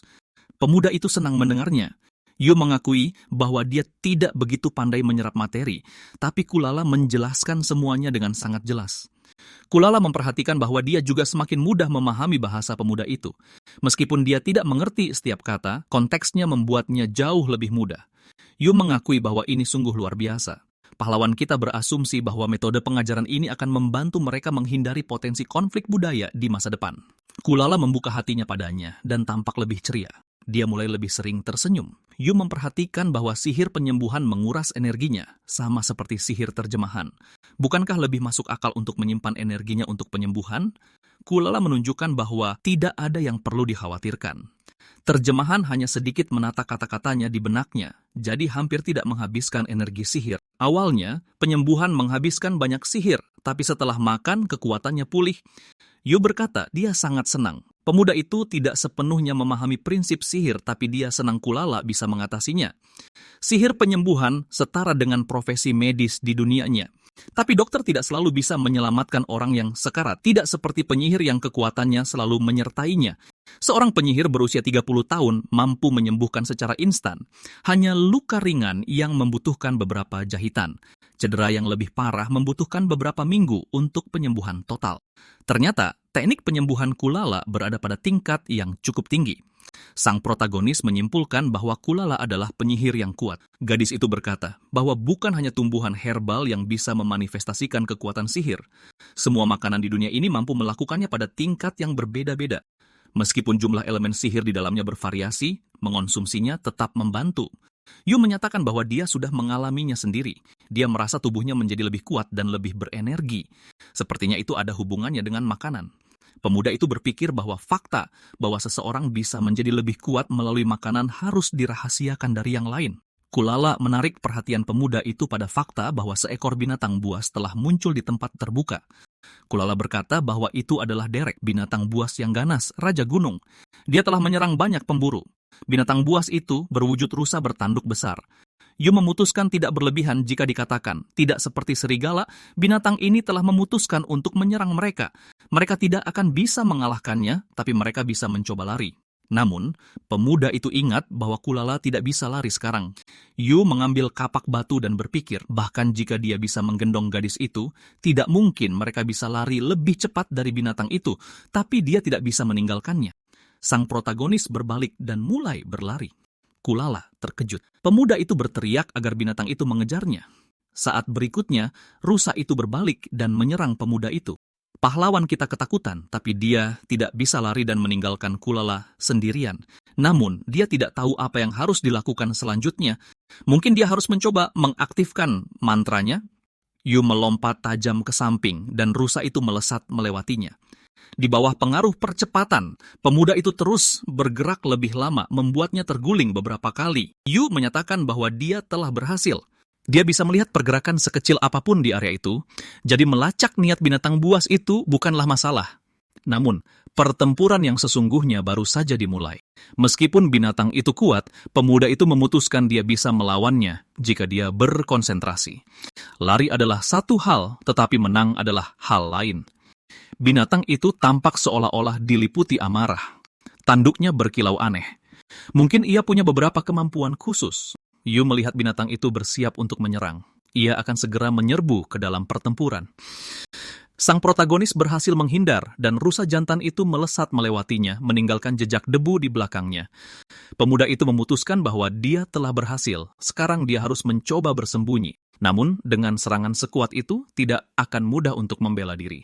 Pahlawan kita menyadari bahwa rusa itu bernapas dalam-dalam dan memutar kepalanya dari sisi ke sisi. Kulala menyuruh pemuda itu untuk berhati-hati. Binatang buas itu mengumpulkan energi dari luar. Yu terkejut. Apa yang dibicarakan gadis itu? Rusa itu mengumpulkan energi yang diperlukan, mengerahkan kekuatannya, dan menyerang pemuda itu sekali lagi. Sang protagonis menyadari bahwa rusa itu menjadi 3 kali lebih cepat. Pahlawan kita menyadari sudah terlambat untuk lari. Pemuda itu melompat tinggi ke udara dan rusa itu melesat melewatinya. Saat mendarat, pemuda itu berpikir bahwa itu tadi berbahaya. Tubuh mulai bergerak lebih cepat daripada reaksi otak. Dia sadar masih terlalu dini untuk merayakannya. Binatang itu akan segera berbalik dan kembali. Adakah cara untuk membatasi pergerakannya? Yu melihat ke pepohonan, tetapi pohon-pohon itu tampak terlalu tipis baginya. Pohon-pohon itu bisa hancur berkeping-keping. Batu-batunya tidak cukup tinggi, akan terlalu mudah untuk melompatinya. Tatapan pemuda itu jatuh pada sebatang pohon, dan dia memutuskan pohon itu bisa digunakan. Jika tanduk binatang itu tersangkut di batang pohon, ia tidak akan bisa bebas. Yu memutuskan dia perlu memancing binatang itu agar menabrak pohon dengan kecepatan penuh. Pahlawan kita berdiri membelakangi pohon besar itu dan mulai memprovokasi binatang itu ke arahnya. Dia memberi isyarat dengan liar dan berteriak keras. Rusa itu menundukkan kepalanya, mengacungkan tanduknya, dan menyerang pemuda itu. Yu berpikir dia harus memastikan tanduknya tepat mengenai batang pohon. Pada saat yang tepat, pahlawan kita melompat ke samping dan tanduk rusa itu menancap ke batang pohon. Sang protagonis menyadari dia telah berhasil. Sekarang binatang itu tidak bisa bergerak. Pergerakannya terbatas. Menggunakan kapak batu buatan sendiri, sang protagonis mengayunkan dan memukul kepala binatang itu. Kapak itu tidak tahan benturan dan hancur berkeping-keping. Kapak itu hancur begitu saja. Pemuda itu tahu binatang itu akan segera melepaskan diri. Pohon itu tidak akan bisa menahannya. Apakah ini benar-benar akhirnya? Tiba-tiba sebilah pedang menancap ke tanah di depan pemuda itu.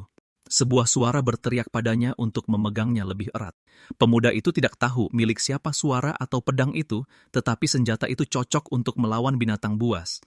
Binatang itu melepaskan tanduknya, menyeruduk anak itu, dan melemparkannya tinggi ke udara. Punggungnya membentur pohon, tetapi dia tidak melepaskan pedang itu. Pemuda itu jatuh ke tanah, punggungnya sangat sakit. Sang protagonis bangkit berdiri. Dia masih punya senjatanya, jadi dia harus melawan balik. Binatang itu bersiap untuk menyerang lagi. Pahlawan kita harus membuat keputusan, menyerang, bertahan, atau lari. Pemuda itu berteriak bahwa dia tidak akan memberi binatang itu satu kesempatan pun dan menyerang, menggenggam pedang dengan kuat dengan kedua tangan. Sang protagonis keluar sebagai pemenang. Binatang buas yang kuat itu telah dibunuh. Kelelahan, pemuda itu berlutut dan menumpukan tangannya pada pedangnya. Dia berkata bahwa dia telah berhasil. Pemuda itu senang masih hidup. Dia merasa kasihan telah membunuh hewan itu, tetapi binatang itu sangat buas. Dia menenangkan diri dan bertanya-tanya siapa pemilik pedang ini. Tanpa pedang itu, dia pasti tidak akan berhasil. Dia dan Kulala bisa saja berakhir sebagai santapan rusa. Pemilik pedang itu ternyata seorang gadis berpakaian seperti biarawati. Pakaian itu elegan dan sama sekali tidak cocok dengan pakaian orang-orang yang tinggal di pegunungan ini. Gadis itu tampak muda, mungkin dia seorang siswi sekolah. Sang protagonis menyapanya dan bertanya-tanya, dari mana datangnya gadis ini, pemilik pedang itu? Tiba-tiba, kaki gadis itu lemas dan dia jatuh. Yu terkejut, apa yang terjadi di sini? Yu berlari menghampiri dan bertanya, apakah dia baik-baik saja? Kenapa dia tiba-tiba jatuh? Orang asing itu menjawab bahwa dia sekarat karena kelaparan. Sang protagonis menyadari bahwa gadis itu telah kehilangan kesadaran. Dia jelas tidak baik-baik saja. Pahlawan kita tidak bisa begitu saja meninggalkannya sendirian. Kulala bertanya apakah Yu baik-baik saja. Dia terlalu jauh untuk melihat apa yang terjadi. Pemuda itu menjawab bahwa dia baik-baik saja. Seorang gadis baik hati telah melemparkan pedangnya. Berkat itu, dia bisa tetap hidup. Yu menambahkan bahwa pemilik pedang itu pingsan untuk sementara waktu. Bersandar pada tongkatnya, Kulala mendekat dan bertanya apa yang terjadi pada gadis itu. Yu menduga bahwa orang asing itu pingsan karena kelaparan. Dia perlu istirahat dan kemudian makan makanan yang mengenyangkan. Sang protagonis memberitahu bahwa dia sekarang akan menyiapkan daging rusa. Jika Kulala ingin tidur, dia tidak perlu menunggunya. Kulala berkata, dia baru saja bertarung dan hampir mati. Dia sendiri perlu istirahat. Sekarang sudah sangat gelap. Itu tidak sepadan dengan risikonya. Kulala menyadari bahwa itu terjadi lagi. Jika dia bisa berlari, pemuda itu tidak perlu mempertaruhkan nyawanya. Gadis itu menambahkan bahwa dia sama sekali tidak berguna. Yu meminta Kulala untuk tidak mengatakan itu lagi. Mereka telah selamat dan itu yang terpenting. Pahlawan kita menambahkan bahwa sekarang dengan senjata yang bahkan Raja Gunung pun tidak bisa tahan. Tidak ada binatang buas yang bisa menakutinya. Tidak perlu khawatir. Jika mereka tidak segera mengolah dagingnya, daging itu akan membusuk. Mereka tidak boleh kehilangan sumber energi yang begitu berharga. Pemuda itu berjanji tidak akan pergi jauh. Jika terjadi sesuatu, Kulala tinggal memanggilnya. Sang protagonis memutuskan tidak ada yang perlu dikhawatirkan, tapi dia akan tetap mengaktifkan mantranya untuk saat ini. Pahlawan kita menyadari bahwa penglihatan dan pendengarannya menjadi jauh lebih tajam dibandingkan hari pertamanya di sini. Meskipun begitu, tidak ada jaminan bahwa dia akan bisa mengenali bahaya dengan segera. Mengolah bangkai sebesar ini tidaklah mudah. Bahkan menguras darahnya adalah tugas yang sulit. Mengulitinya dan memotong dagingnya juga terbukti sulit. Mengandalkan pengalaman sebelumnya, pemuda itu mencoba memotong daging sebanyak mungkin. Pedang itu secara signifikan mempercepat prosesnya. Namun, menggunakan pedang sebagai golok terlalu kasar. Pedang itu harus dibersihkan sebelum dikembalikan kepada pemiliknya. Jumlah daging dari bangkai rusa itu ternyata sangat banyak sehingga mereka bertiga pun tidak bisa menghabiskannya. Pemuda itu memutuskan untuk membagi daging menjadi 2 bagian, satu untuk disimpan sebagai cadangan, yang lain untuk makan malam ini. Daging dari paha tidak diragukan lagi adalah yang paling menarik, jadi diputuskan untuk memasak bagian itu. Karena potongannya cukup besar, daging itu perlu diiris untuk memastikan masakan matang merata dan distribusi garam yang merata. Yu memutuskan untuk mengubah sedikit resep ayam orang miskin dan melapisi dagingnya dengan isian jamur dan sayuran agar rasanya lebih menarik. Kemudian dia membungkus daging itu dengan daun aromatik untuk menjaga kelembapannya. Untuk mencegah dagingnya gosong, dia mencampur sedikit tanah liat dengan air dan mengoleskannya di atas sebagai lapisan pelindung. Pahlawan kita membuat lubang kecil, meletakkan daging di dalamnya, dan menutupinya dengan kayu bakar agar matang merata di semua sisi dan memanggangnya selama sekitar 4 jam. Yu melacak waktu berdasarkan posisi bulan. Dalam 12 jam, bulan bergerak dari timur ke barat dengan kecepatan rata-rata 15 derajat per jam. Ini memungkinkannya untuk melacak waktu. Selain itu, dia meletakkan panggangan di atas lempengan batu, menata potongan daging yang sedikit diasinkan di atasnya, menutupinya dengan daun, dan secara perlahan menguapkan kelembapannya di atas api kecil. Pemuda itu sangat lapar karena aroma dagingnya, tetapi dia tidak mau makan sendirian. Selama sisa waktu, sang protagonis terus merebus dagingnya karena jumlahnya sangat banyak. Yu memutuskan bahwa ketika para gadis itu bangun, mereka akan bisa makan sepuasnya, dan rasa takut serta lelah mereka akan mereda. Tiba-tiba, dia sendiri tertidur tanpa disangka. Pada suatu saat, pemuda itu sadar. Seseorang mengguncang bahunya dan memberitahunya sudah waktunya untuk bangun. Yu terkejut. Apakah dia benar-benar tertidur? Tapi bagaimana dengan dagingnya? Mengangkat daunnya, pahlawan kita menyadari bahwa dagingnya baik-baik saja. Dagingnya tidak gosong. Dilihat dari posisi bulan, sekarang adalah waktu yang tepat untuk mengangkat daging dari api. Kulala bertanya apakah Yu ingin tidur lebih lama. Yu menjawab bahwa dia baik-baik saja. Dia sudah tidur siang sebentar dan sekarang merasa lebih baik. Kulala melihat ke dalam api dan bertanya apa pangsit tanah liat itu. Yu tersenyum dan menjawab bahwa itu sama sekali bukan pangsit. Dia akan menunjukkan semuanya sekarang. Pemuda itu memecahkan tanah liat dan mengangkat daunnya, tetapi ternyata panas. Kulala melihat daging itu dan berkata kelihatannya sangat menggugah selera. Itu adalah kaki rusa panggang. Gadis itu tidak menyangka akan menemukan daging seperti itu di dalam tanah liat. Yu menyadari bahwa separuh dari struktur tanah liat ini bisa digunakan sebagai piring setelah dingin. Pemuda itu bertanya, apakah gadis berjubah biar awan itu sudah bangun? Kulala berkata bahwa sebenarnya dia membangunkan pemuda itu karena gadis itu. Dia ingin Yu membantunya bangun. Mungkin dia terluka. Yu mengulangi bahwa gadis itu pingsan karena lapar, tapi dia akan bangun saat mencium bau daging. Kulala meyakinkannya bahwa gadis itu akan baik-baik saja. Mereka punya banyak makanan, jadi dia bisa makan sepuasnya. Kedua anak muda itu duduk berhadapan dan saling mengucapkan selamat makan. Seperti yang diduga, dagingnya luar biasa lezat. Dagingnya sangat berair sehingga mustahil untuk berhenti makan. Sang protagonis berpikir itu lezat. Tidak ada bau yang tidak sedap dan daunnya menambah sedikit rasa manis pada daging. Kulala merasakan berbagai macam rasa yang membuatmu ingin terus makan bahkan saat sudah kenyang. Rasanya semakin kuat di setiap gigitan. Pemuda itu berpikir bahwa lapisan tipis lemak seolah memenuhi perutnya dan membuat dagingnya terasa ajaib. Kulala menyadari bahwa jamur setelah menyerap sari daging menjadi lebih lezat dan mengenyangkan dari sebelumnya.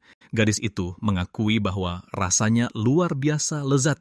Ini adalah pertama kalinya dia makan sesuatu yang begitu menakjubkan. Yu berkata dia juga berpikir begitu. Dia bahkan malu menyebut apa yang dia makan sebelumnya sebagai daging. Dagingnya terasa sedikit seperti daging sapi, tetapi daging sapi terbaik pun tidak bisa dibandingkan dengan daging rusa ini. Namun, ada sesuatu tentang hidangan ini yang terasa aneh bagi pemuda itu. Aneh, rasanya daging dari binatang buas seperti itu ternyata begitu empuk. Biasanya, daging hewan berotot itu keras dan tidak begitu enak. Kulala mengingatkannya pada apa yang dikatakannya sebelumnya. Sihir adalah sumber dari segalanya di dunia ini. Itu seperti kekuatan hidup. Pahlawan kita memutuskan bahwa dia tidak akan pernah memahami dunia ini hanya dengan akal sehat.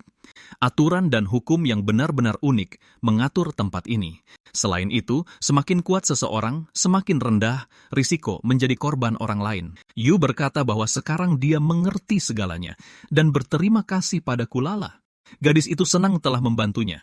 Yu berpikir semakin kuat binatang itu, semakin lezat dagingnya. Dia belum pernah mendengar sesuatu yang lebih romantis dalam hidupnya. Sekarang dia sangat menantikan petualangan yang akan datang. Pemilik pedang itu bangun, berdiri, dan berkata dia bisa mencium bau daging. Di mana itu? Kulala terkejut dengan desakan seperti itu. Orang asing itu meminta maaf dan bertanya apakah dia boleh meminta sepotong daging. Kulala mentraktir gadis itu sepotong daging yang harum. Orang asing itu berpikir rasanya luar biasa. Rasanya sungguh ajaib. Namun, ini bukan waktunya untuk menyerah pada godaan. Gadis itu meminta maaf atas kekasarannya. Tidak pantas untuk mengemis makanan dari para penyelamatnya. Dia tidak bisa berlutut, jadi ini satu-satunya cara dia bisa berterima kasih pada mereka. Yu memberitahu gadis itu untuk tidak mengatakan itu karena dia telah membantunya. Tanpa pedangnya, dia tidak akan menang. Jadi dia seharusnya berterima kasih padanya. Orang asing itu menyadari bahwa pemuda itu punya bakat. Kau berpikir bahwa kepribadiannya tidak cocok dengan penampilannya. Kau menyuruh gadis itu untuk tidak hanya diam saja. Dia bisa menceritakan tentang dirinya sambil makan malam. Kulala menyadari bahwa makanannya cukup untuk semua orang. Orang asing itu berkata makanannya lezat. Dia tidak menyangka bisa memasak makanan seperti ini di pegunungan. Pemuda itu benar-benar jenius. Kau menyadari bahwa persediaan bumbu mereka terbatas, jadi dia hanya menambahkan sedikit garam saat memasak. Kulala menyuruhmu untuk tidak merendah. Jumlah garamnya pas sekali. Lauknya sangat cocok dengan dagingnya dan teksturnya empuk, mustahil untuk berhenti makan. Orang asing itu menambahkan bahwa suhu masaknya juga sempurna. Dia bahkan belum pernah menemukan yang seperti ini di restoran. Kau pikir ini adalah pujian yang sangat tinggi dan senang para gadis menyukai semuanya. Orang asing itu sadar dia bahkan belum memperkenalkan diri. Gadis itu berkata namanya Cartier Foya dan dia adalah seorang ksatria kuil. Kulala dan kau terkejut. Mungkinkah itu benar-benar seorang ksatria kuil yang berdiri di hadapan mereka? Pemuda itu berpikir itu terdengar sungguh tidak bisa dipercaya. Fakta bahwa dia berakhir di pedalaman hutan dan tidak mati kelaparan tampak sangat aneh. Cartier meminta maaf dan berkata tidak apa-apa. Lagi pula mereka telah menyelamatkannya, jadi mereka boleh melakukan apa saja. Gadis itu menjelaskan bahwa ksatria kuil adalah orang-orang yang melayani dewa dan membantu orang lain. Mereka menikmati kepercayaan tanpa syarat dari orang-orang di sekitar mereka. Cartier menambahkan bahwa tentu saja dia akan dengan senang hati menceritakan tentang dirinya. Tapi bagaimana mungkin mereka tidak tahu tentang ksatria kuil? Itu tampak aneh. Kau menjelaskan bahwa dia lahir jauh dari sini, jadi dia tidak banyak tahu tentang tempat ini. Cartier mempercayainya karena pakaian pemuda itu tampak unik, tapi itu hanya detail kecil. Kulala berkata dia punya pertanyaan untuk Cartier. Ksatria kuil itu menyadari bahwa dia masih belum tahu nama gadis ini, meskipun dia sudah menganggapnya teman. Kulala menyadari pertanyaannya mungkin terdengar tidak sopan. Tapi berapa umur Cartier? Kulala menambahkan bahwa dia dengar kau hanya bisa menjadi ksatria kuil setelah berusia 18 tahun. Cartier mengakui bahwa kau memang hanya bisa mendaftar setelah berusia 18 tahun. Usianya sudah 19 tahun, tapi orang-orang masih tidak percaya dia seorang ksatria. Kulala meminta maaf. Cartier berkata dia sudah terbiasa karena penampilannya memang terlihat lebih muda. Kau menduga ini adalah topik yang sensitif bagi Cartier. Ksatria itu berkata dia sudah terbiasa orang-orang meremehkannya. Dia berkata bahwa menilai buku dari sampulnya adalah hal bodoh. Cartier tidak bisa disalahkan atas apapun. Begitu mereka saling mengenal lebih baik, prasangka itu akan hilang dengan sendirinya. Sang protagonis teringat bahwa dia belum memperkenalkan diri, jadi dia menyebutkan namanya juga. Kulala juga menyebutkan namanya dan berkata dia senang bertemu dengan mereka. Cartier berterima kasih karena mereka memberitahukan nama para penyelamatnya. Kau menasihatinya untuk tidak terlalu sopan. Pemuda itu senang bertemu teman-teman baru di sini dan bertanya, apa yang Cartier lakukan di sini sendirian? Cartier mengakui bahwa memang terjadi sesuatu di sini dan dia diutus untuk menyelidikinya. Gadis itu mengatakan bahwa dia tidak bisa memberitahu orang luar tentang misi rahasia. Namun, setelah apa yang terjadi, dia bersedia membuat pengecualian. Dia meminta para pemuda itu untuk tidak panik meskipun orang-orang bilang mereka melihat naga di sini. Yu ketakutan dan bertanya-tanya bagaimana Cartier akan menghadapi makhluk seperti itu. Naga selalu digambarkan dengan cara yang berbeda-beda. Terkadang itu adalah monster yang menculik para putri. Terkadang itu adalah naga yang terbangun dari tidur panjang dan memutuskan untuk menaklukkan dunia. Keberadaannya selalu menakutkan. Cartier berkata, itu hanya rumor bahwa makhluk seperti naga terlihat di dekat sini. Mungkin penyelidikan itu tidak akan mengonfirmasinya. Kulala berkata bahwa jika naga itu benar-benar ada, banyak ksatria akan segera berkumpul di gunung. Cartier menjelaskan bahwa tugasnya adalah memverifikasi kredibilitas pernyataan saksi. Dia tidak berpikir akan menghadapi bahaya apapun, terutama kelaparan. Gadis itu mengakui bahwa dia sebenarnya anak kota yang tidak punya kemampuan bertahan hidup. Dia tidak bisa menemukan jalan yang benar, tidak tahu apa yang bisa dimakan, dan hanya berkeliaran di medan yang asing. Kau bertanya apa yang Cartier rencanakan selanjutnya. Gadis itu menjawab bahwa dia tidak melihat gunanya melanjutkan penyelidikan, tapi dia juga tidak bisa meninggalkan misi. Kau menyarankan agar para ksatria kuil tinggal di perkemahan mereka untuk sementara waktu. Pemuda itu mengatakan bahwa dia membutuhkan perkemahan itu untuk melanjutkan misinya. Dia tidak perlu khawatir tentang makanan sekarang. Selain itu, pedangnya sudah sangat membantu dan pasti bisa membantu menghadapi bahaya di masa depan. Cartier berpikir jika ada orang lain yang dimakan, itu akan menjadi masalah. Kau menyuruhnya untuk tidak khawatir. Mereka punya persediaan yang cukup. Selain itu, ksatria kuil melindungi orang, jadi dia akan membantu mereka. Cartier berkata dia mengerti. Para pemuda itu berjabat tangan. Ksatria itu berkata dia akan tinggal di sini sebentar untuk menjaga teman-teman barunya. Para pemuda itu berjalan ke laut. Itu adalah momen yang membahagiakan. Kau berpikir mereka seharusnya datang ke sini lebih cepat meskipun penemuan garam sempat menunda pencarian mereka. Cartier berkata, anak laki-laki itu tampak bersemangat. Apa dia sangat menyukai laut?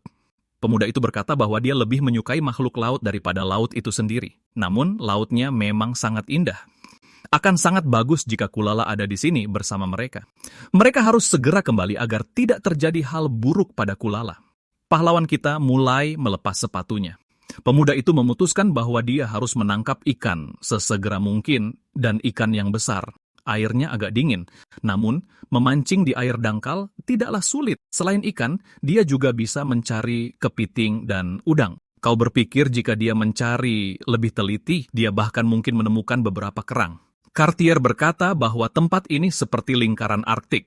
Pemuda itu bertanya, apakah lingkaran Arktik itu yang kau bicarakan kemarin? Gadis itu menjelaskan bahwa lingkaran kutub adalah wilayah yang tidak cocok untuk tempat tinggal manusia. Ini bisa berupa area dengan suhu sangat dingin, panas, lembab, atau kekeringan. Cartier berpikir, bagaimana bisa penduduk negeri ini tidak tahu tentang lingkaran kutub? Monster yang hidup di luar lingkaran Arktik berbahaya karena mereka telah beradaptasi dengan kondisi yang keras. Naga yang dia cari juga hidup di sana. Para ksatria kuil ditugaskan untuk memburu monster yang melarikan diri dari luar lingkaran Arktik. Yu berpikir bahwa ini tidak tampak seperti yang dia anggap sebagai lingkaran Arktik di bumi. Mungkinkah benar-benar ada begitu banyak monster di sana? Itu berarti ada banyak makanan lezat. Cartier mengakui bahwa memang ada banyak monster lezat di sana. Pemburu makanan lezat seringkali tewas dalam ekspedisi semacam itu, dan itu juga membuat mereka khawatir. Sang protagonis berpikir bahwa semakin banyak jenis monster yang berbeda, semakin kaya pula makanan mereka. Cartier tidak mengerti mengapa dia menanyakan itu, tetapi bahkan para ksatria dilarang pergi ke tempat berbahaya seperti itu sesuka hati. Satu-satunya pengecualian adalah misi untuk mencari orang hilang. Dia telah melakukan misi seperti itu beberapa kali.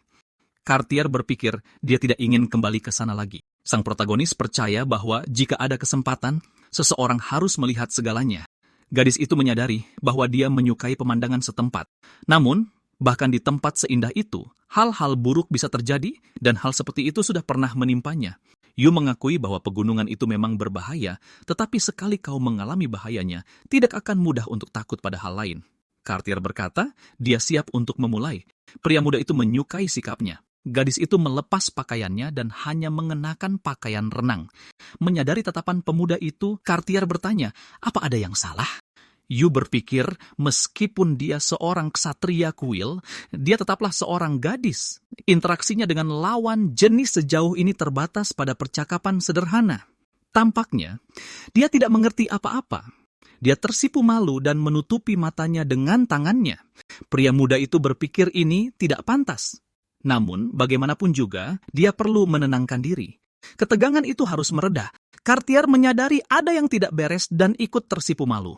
Yu masuk ke dalam air dan berkata, dia siap untuk memulai. Sang protagonis yang masih merasa malu, memutuskan dia tidak boleh membiarkan dirinya teralihkan. Dia harus segera mengikutinya. Pria muda itu menyelam ke bawah air dan menyadari bahwa air dingin akan langsung menenangkan pikirannya. Dia harus menyelam lebih dalam. Dasar lautnya unik. Sedikit sinar matahari menyaring ke dalam air dangkal, membuatnya terlihat seperti safir yang berharga. Yu tahu bahwa jika ada gerombolan ikan di dekatnya, tidak ada yang perlu ditakutkan. Bentuknya mereka tidak jauh berbeda dari ikan di bumi. Mereka sedikit lebih merah dan memiliki lebih banyak sirip, tetapi mereka tidak terlihat aneh sama sekali. Penyelam itu melihat seekor ikan gemuk yang terlihat cukup menggugah selera. Dia bisa menangkapnya dengan tombak, tetapi idealnya lebih baik menjaga bangkainya tetap utuh. Secara naluriah, pemuda itu memegangi telinganya. Apa yang terjadi? Suara aneh itu hampir memecahkan gendang telinganya. Yu memutuskan dia harus keluar dari sana dan mulai berenang dengan kuat ke permukaan. Sang protagonis muncul ke permukaan dan mulai bernapas dengan berat. Ikan jenis apa itu? Telinganya masih berdengung, tetapi pendengarannya sepertinya baik-baik saja. Cartier juga muncul ke permukaan dan bertanya apakah dia mendengar suara. Apakah semuanya baik-baik saja? Yu menjawab bahwa dia baik-baik saja. Pria muda itu berkata, dia telah menemukan ikan itu, tetapi tidak menyangka akan mengeluarkan suara yang begitu melengking. Gadis itu menyadari ikan mana yang dia bicarakan. Cartier menjelaskan bahwa ketika ikan ini merasakan bahaya, ia menyedot air, mengembangkan tubuhnya, lalu mengeluarkan suara keras untuk menakuti pemangsa. Pria muda itu tidak menyangka ikan seperti itu bisa ada, namun dia menduga rasanya mungkin sangat lezat. Sang protagonis menyesal ikan itu telah berenang pergi tetapi memutuskan untuk menangkap yang lain. Gadis itu meminta anak laki-laki itu untuk berhati-hati. Yu berpikir bahwa semakin banyak yang dia pelajari tentang dunia ini, semakin banyak makanan lezat yang bisa dia coba. Pahlawan kita menarik napas dalam-dalam dan menyelam ke bawah air lagi. Sang protagonis memutuskan untuk mencari ikan yang sepertinya bisa ditangkap dengan tangan kosong. Tepat di depan, pahlawan kita melihat seekor ikan yang menarik minatnya. Warnanya cukup biasa, tetapi kepalanya terlihat seperti habis dipukul. Yu memutuskan ikan itu terlihat lucu. Mungkin tidak akan sulit untuk menangkapnya. Sang protagonis memutuskan untuk tidak memikirkannya lagi. Dia baru saja gagal satu tangkapan, jadi dia tidak boleh gagal kali ini. Ikan itu merasakan bahaya dan mulai mengeluarkan sesuatu. Dia terkejut. Racun macam apa ini? Semacam cairan tubuh. Namun, jika itu beracun, dia akan segera menyadarinya. Sang protagonis menyadari itu adalah gelembung. Ikan itu melepaskan gelembung-gelembung kecil sebagai penyamaran. Setelah itu, ia mencoba berenang pergi.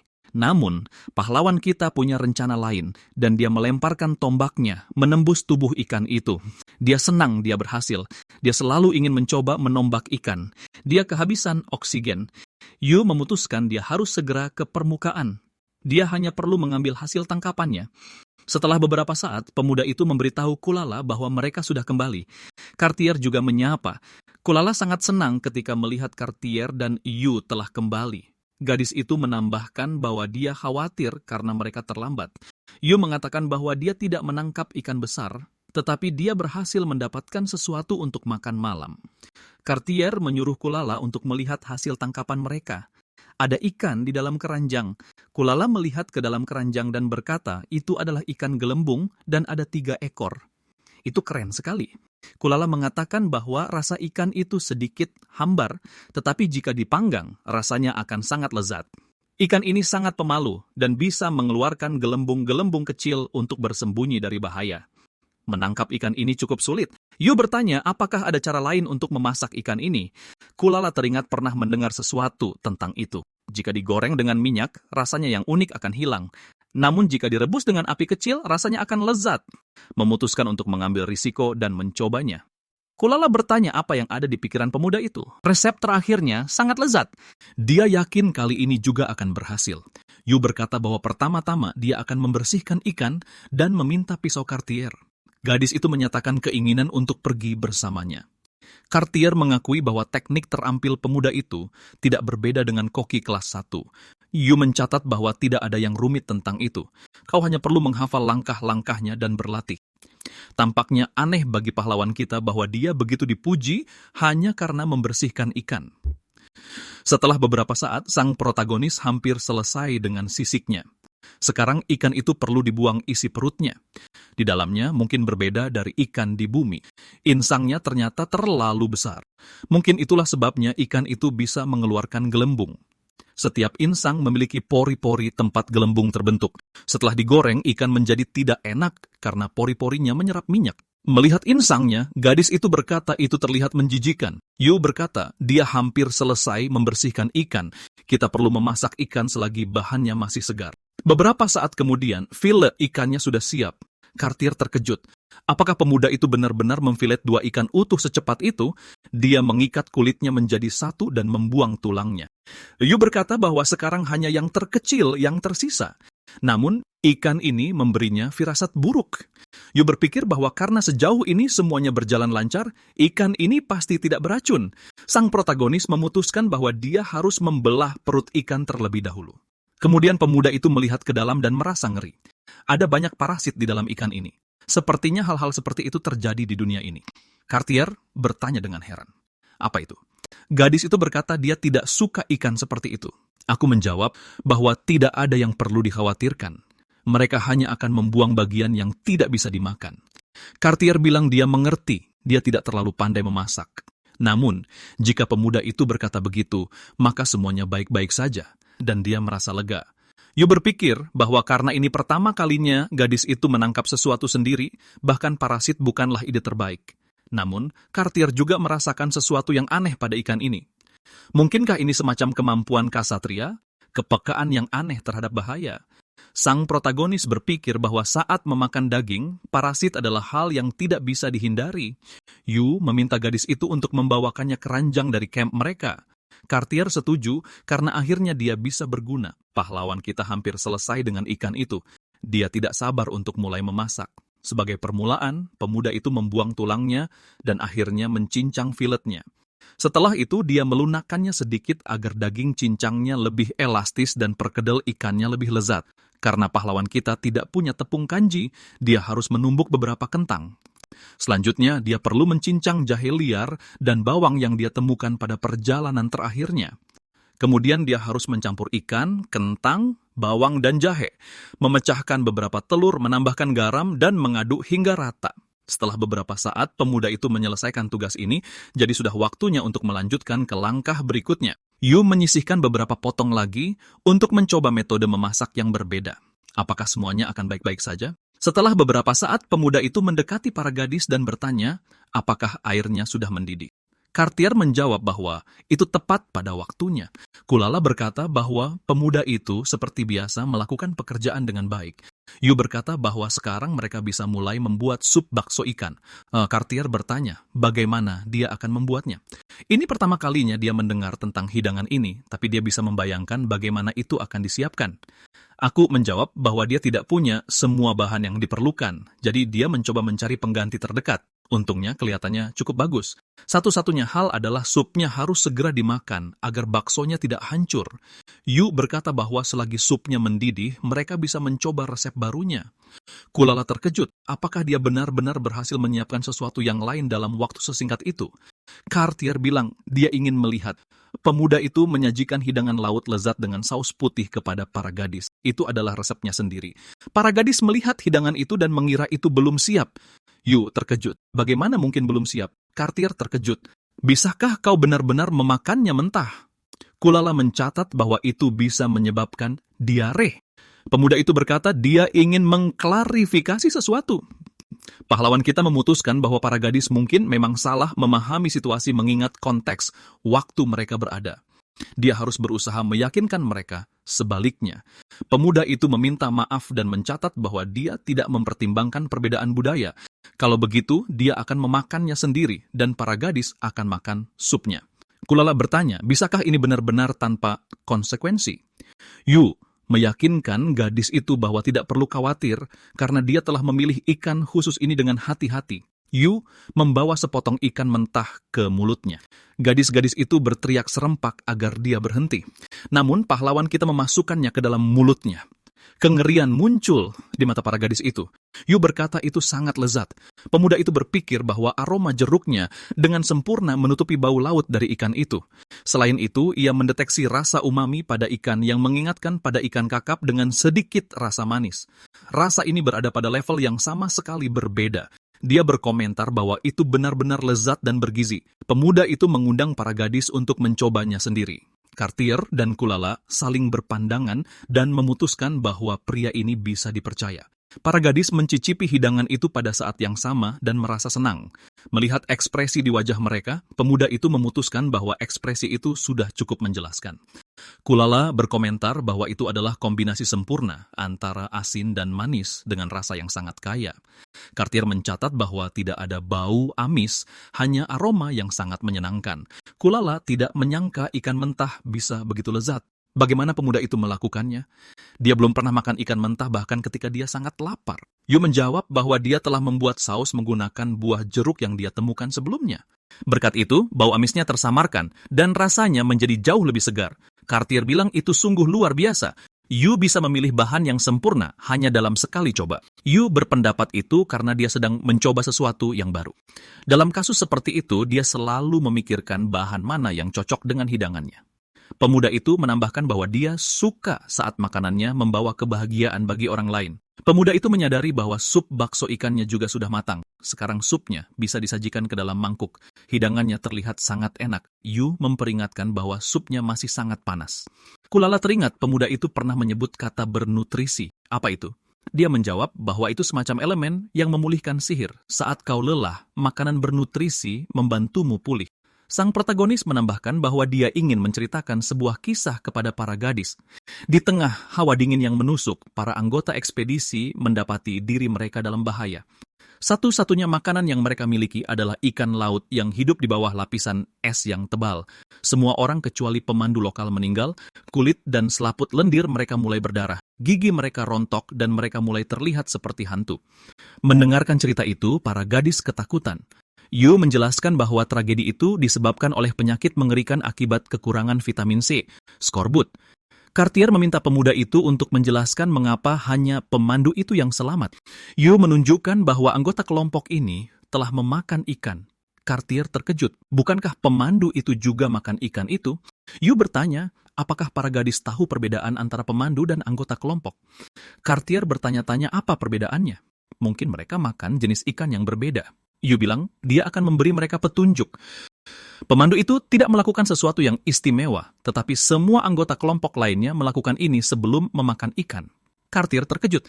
Apa yang mungkin telah dilakukan oleh anggota ekspedisi lainnya? Gadis itu bertanya, apakah benar hanya pemandu itu yang memakan ikan mentah?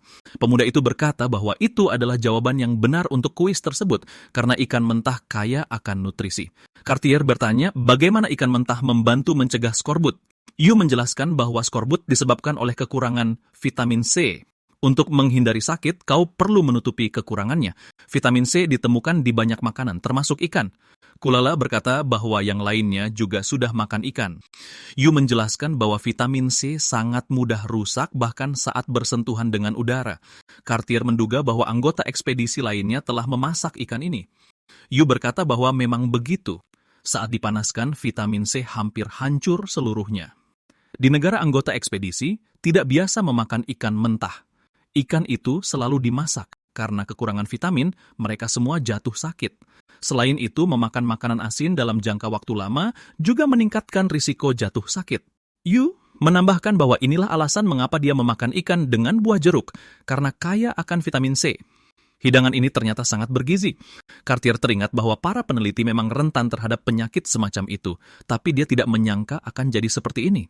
Jadi, apakah memasak menghancurkan nutrisi dalam makanan? Pemuda itu mengatakan bahwa beberapa bahan tidak kehilangan vitaminnya bahkan saat dimasak. Misalnya, ubi jalar kaya nutrisi, begitu juga sayuran yang bisa dimakan mentah.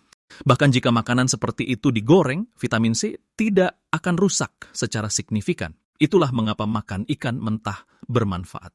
Namun kita juga tidak boleh melupakan diet seimbang. Kulala mengatakan bahwa ikan mentah biasanya menyebabkan sakit perut.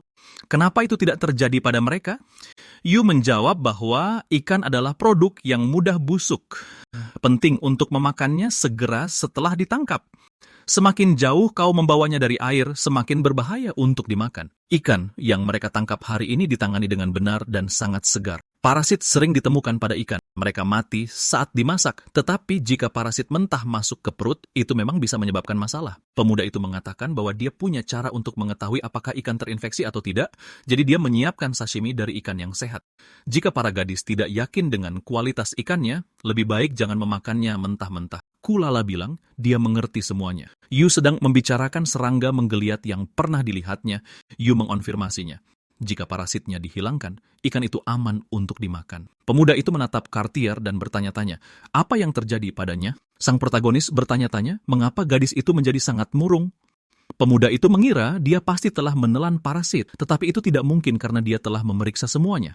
Cartier berkata, parasit yang menggeliat sakit perut. Gadis itu berteriak bahwa semua itu sangat menjijikan dan memuakan. Yu meminta Cartier untuk tenang.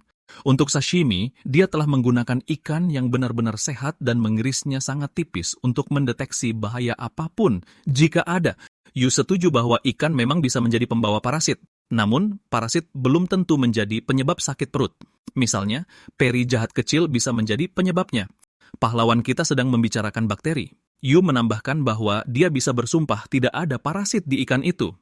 Cartier meminta maaf kepada pemuda itu atas kekasarannya. Kulala mengakui bahwa itu sangat lezat dan meminta tambah.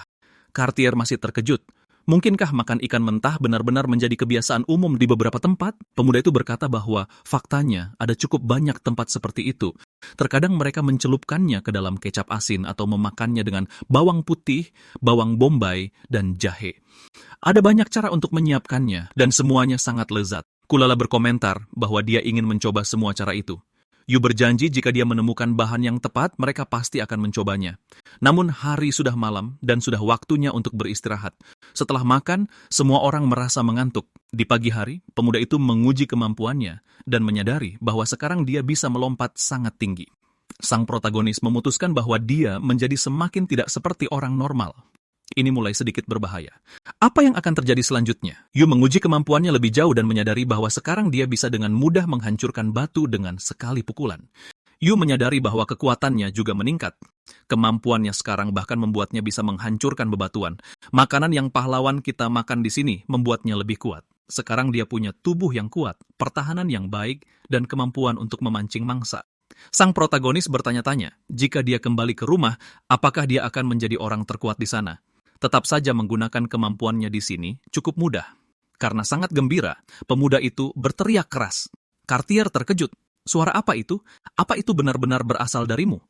Gadis itu melihat makhluk putih aneh seolah-olah ditutupi busa atau gelembung. Cartier mendekat dan menyadari bahwa itu memang Yu yang sedang menguji kemampuannya. Namun, itu terlihat agak aneh. Pahlawan kita berasumsi bahwa pemandangan ini memang terlihat konyol. Begitu dia memikirkan hal ini, penampilan pemuda itu kembali normal. Pria itu memutuskan bahwa gelembung-gelembung ini dapat digunakan untuk melarikan diri dengan cepat saat di bawah air. Namun, gelembung-gelembung itu menempel padanya dan dia belum tahu cara mengendalikan kemampuan ini. Pahlawan kita bertanya, mengapa Cartier mencarinya? Gadis itu berkata bahwa Kulala telah pulih lebih cepat dari yang mereka duga. Dalam 3 hari dia akan kembali normal, jadi mereka perlu mendiskusikan langkah selanjutnya. Yu setuju bahwa mereka harus kembali ke camp dan membahas semuanya di sana. Cartier menuju ke camp. Dia tidak ingin Kulala menunggu mereka terlalu lama. Tampaknya, bagi pemuda itu, kondisi fisiknya jelas lebih buruk daripada saat dia pertama kali tiba di sini. Ada apa? Di camp, pemuda itu bertanya bagaimana perasaan Kulala. Dia memang pulih dengan cepat. Gadis itu menjawab bahwa dia makan dengan baik, jadi kekuatan sihirnya dengan cepat kembali normal. Itu semua berkat pemuda itu. Yu memberitahu Kulala bahwa jika bukan karena dia tidak akan bisa menangani rusa itu dan tidak akan bertemu Cartier. Pemuda itu menambahkan bahwa sesuatu mungkin telah terjadi pada Cartier dalam kasus itu juga. Cartier membuka matanya dan meminta maaf. Gadis itu berkata dia baru saja tidak sengaja tertidur. Apakah ada yang memanggilnya? Yu berkata dia ingin berbicara dengannya. Apa yang terjadi padanya? Jika dia tidak enak badan, mungkin dia harus tidur. Cartier menjawab bahwa dia baik-baik saja. Pemuda itu berkomentar bahwa jika gadis itu merasa tidak enak badan, dia harus mengakuinya. Lagi pula, sakit itu sangat tidak baik. Jika dia terus diam, penyakitnya bisa semakin parah dan semua orang akan mendapat masalah. Cartier berkata dia kesulitan tidur. Dia tidak ingin merepotkan siapapun. Terakhir kali, dia tidur nyenyak pada hari mereka bertemu. Setelah itu, dia terus terbangun beberapa kali setiap malam. Yu meminta maaf. Dia tidak menyadari keadaannya seserius itu. Dia tidak bermaksud kasar padanya. Cartier menjawab bahwa semuanya baik-baik saja. Dia pikir dia bisa menanganinya sendiri. Pemuda itu mengerti bahwa tinggal di lingkungan yang tidak dikenal memang bisa mempengaruhi kualitas tidur seseorang, kebisingan, iklim, bahkan tempat tidur yang berbeda. Gadis itu berkata itu tidak masalah. Pemuda itu terkejut. Apakah Cartier benar-benar berpikir bahwa masalah tidur itu sepele? Cartier menduga itu mungkin karena serangga. Gadis itu meminta maaf, menutupi wajahnya dengan tangan, dan menambahkan bahwa itu benar-benar karena mereka. Dia merasa malu, tapi dia benar-benar takut pada serangga, ulat, rayap, kumbang. Mereka semua menyebalkan dan menakutkan. Dia hanya tidur nyenyak di hari pertama karena lelah, tapi setelah itu dia tidak bisa. Cartier menjelaskan bahwa dia terus-menerus merasa seolah-olah serangga merayap di sekujur tubuhnya, dan dia benar-benar ingin berteriak. Pemuda itu berkomentar bahwa dia seharusnya mengatakan ini lebih awal. Yu menunjukkan bahwa ada cara untuk menyingkirkan serangga. Cartier terkejut. Apa itu mungkin? Pemuda itu berpikir sejenak. Berapa banyak serangga yang ada di sini? Yu setuju bahwa tidak mungkin memusnahkan mereka semua. Namun, dia punya metode yang bisa menyelesaikan masalahnya. Mereka membutuhkan bahan-bahan. Mereka punya banyak waktu, jadi mereka akan mulai mencarinya hari ini. Cartier bisa pergi bersamanya. Yu berjanji mereka tidak akan pergi jauh. Kulala bisa tinggal di sini dan menjaga rumah. Gadis itu berjanji akan memanggil mereka jika terjadi sesuatu. Selama pencarian mereka, Cartier bertanya, apa sebenarnya yang mereka cari? Pemuda itu melihat tanaman dengan daun besar dan memberitahu temannya bahwa mereka perlu mengumpulkan sebanyak mungkin. Cartier terkejut. Mengapa mereka membutuhkannya? Sang protagonis berkata, dia akan membangun sebuah rumah. Gadis itu terkejut. Bisakah mereka benar-benar membangun rumah dengan peralatan yang mereka miliki? Yu memberikan jawaban setuju. Ranting-ranting tipis juga bisa berguna bagi mereka. Mereka perlu mengumpulkan sebanyak mungkin. Yu berkata, mereka akan menemukan sisa bahan di tempat lain. Begitu Cartier mengumpulkan semuanya, dia bisa kembali ke camp. Pahlawan kita berpikir bahwa batang pohon berukuran sedang diperlukan untuk membangun rumah kayu. Itu ideal sebagai bahan bangunan. Sang protagonis mulai menebang pohon menggunakan kapak batunya. Yu berpikir bahwa kapak ini lebih kokoh dari yang sebelumnya dan itu membuat pekerjaan lebih mudah. Sejumlah besar pohon telah ditebang. Pemuda itu melihat sekeliling dan memutuskan bahwa ini sudah cukup. Ada banyak kayu, tapi tidak ada gunanya menyia-nyiakannya. Pemuda itu berpikir, jika dia membutuhkan lebih banyak, dia akan menebang pohon tidak jauh dari camp. Yu menemukan tanaman merambat yang melilit bebatuan seperti ivy. Itu bisa digunakan sebagai tali. Pisau Cartier terbukti sangat berguna dan dengan mudah memotong tanaman merambat. Mengumpulkan bahan-bahannya sendiri tidaklah sulit. Masalahnya adalah membawa semuanya kembali ke camp. Pemuda itu memutuskan dia perlu melakukan sesuatu yang mungkin bisa membantu. Tak lama kemudian, pahlawan kita kembali ke perkemahan dengan setumpuk besar kayu. Gadis-gadis itu terkejut. Mengapa dia membutuhkan semua itu? Cartier merasa tidak enak karena pria itu harus membawa semuanya sendirian. Kenapa dia tidak memintanya untuk membantu? Dia menjawab bahwa itu tidak begitu sulit dan menambahkan bahwa dia akan mulai membangun segera setelah dia beristirahat sebentar. Kulala bertanya apakah dia bisa membantu dengan sesuatu. Lagi pula, mereka telah mengumpulkan begitu banyak dan dia juga ingin berkontribusi. Yu mengakui bahwa bantuan memang dibutuhkan dan meminta Cartier untuk membawakan beberapa daun. Pria muda itu mengambil daun-daun itu dan berkata mereka perlu sedikit persiapan terlebih dahulu. Cukup sobek sedikit saja. Gadis itu mengakui bahwa itu benar-benar tidak sulit. Pria muda itu menyuruhnya untuk berhati-hati atau dia bisa terluka. Sang protagonis merasa kekuatannya hampir pulih sepenuhnya. Untuk memberi Cartier kesempatan beristirahat, mereka harus menyelesaikan semuanya sebelum gelap. Selanjutnya, mereka bisa melanjutkan ke langkah berikutnya, menyusun daun-daun dengan cara tertentu dan mengikatnya dengan ranting. Cabang atas dan bawah perlu diikat dengan tanaman rambat dan kemudian beberapa simpul lagi harus diikat. Dia menambahkan bahwa dengan cara ini mereka akan membuat dinding yang cukup kokoh yang akan melindungi mereka dari hujan, angin, dan serangga. Cartier berkata bahwa dia dan Kualala akan mengurus semuanya dan mereka mengerti segalanya. Kualala berkata dia bisa memotong tanaman rambat dengan panjang yang pas. Pria muda itu berkata bahwa kalau begitu, dia akan menyerahkannya pada mereka dan mengurus kayu-kayu itu sendiri. Yu memutuskan bahwa rumah itu harus dibangun di sudut barat daya perkemahan karena ada ruang di sana yang sempurna untuk itu. Beberapa lubang perlu digali untuk tempat tiang-tiang, lalu semuanya perlu dihubungkan untuk membentuk kerangka. Kayu-kayu itu harus diikat dengan kuat menggunakan pengikat.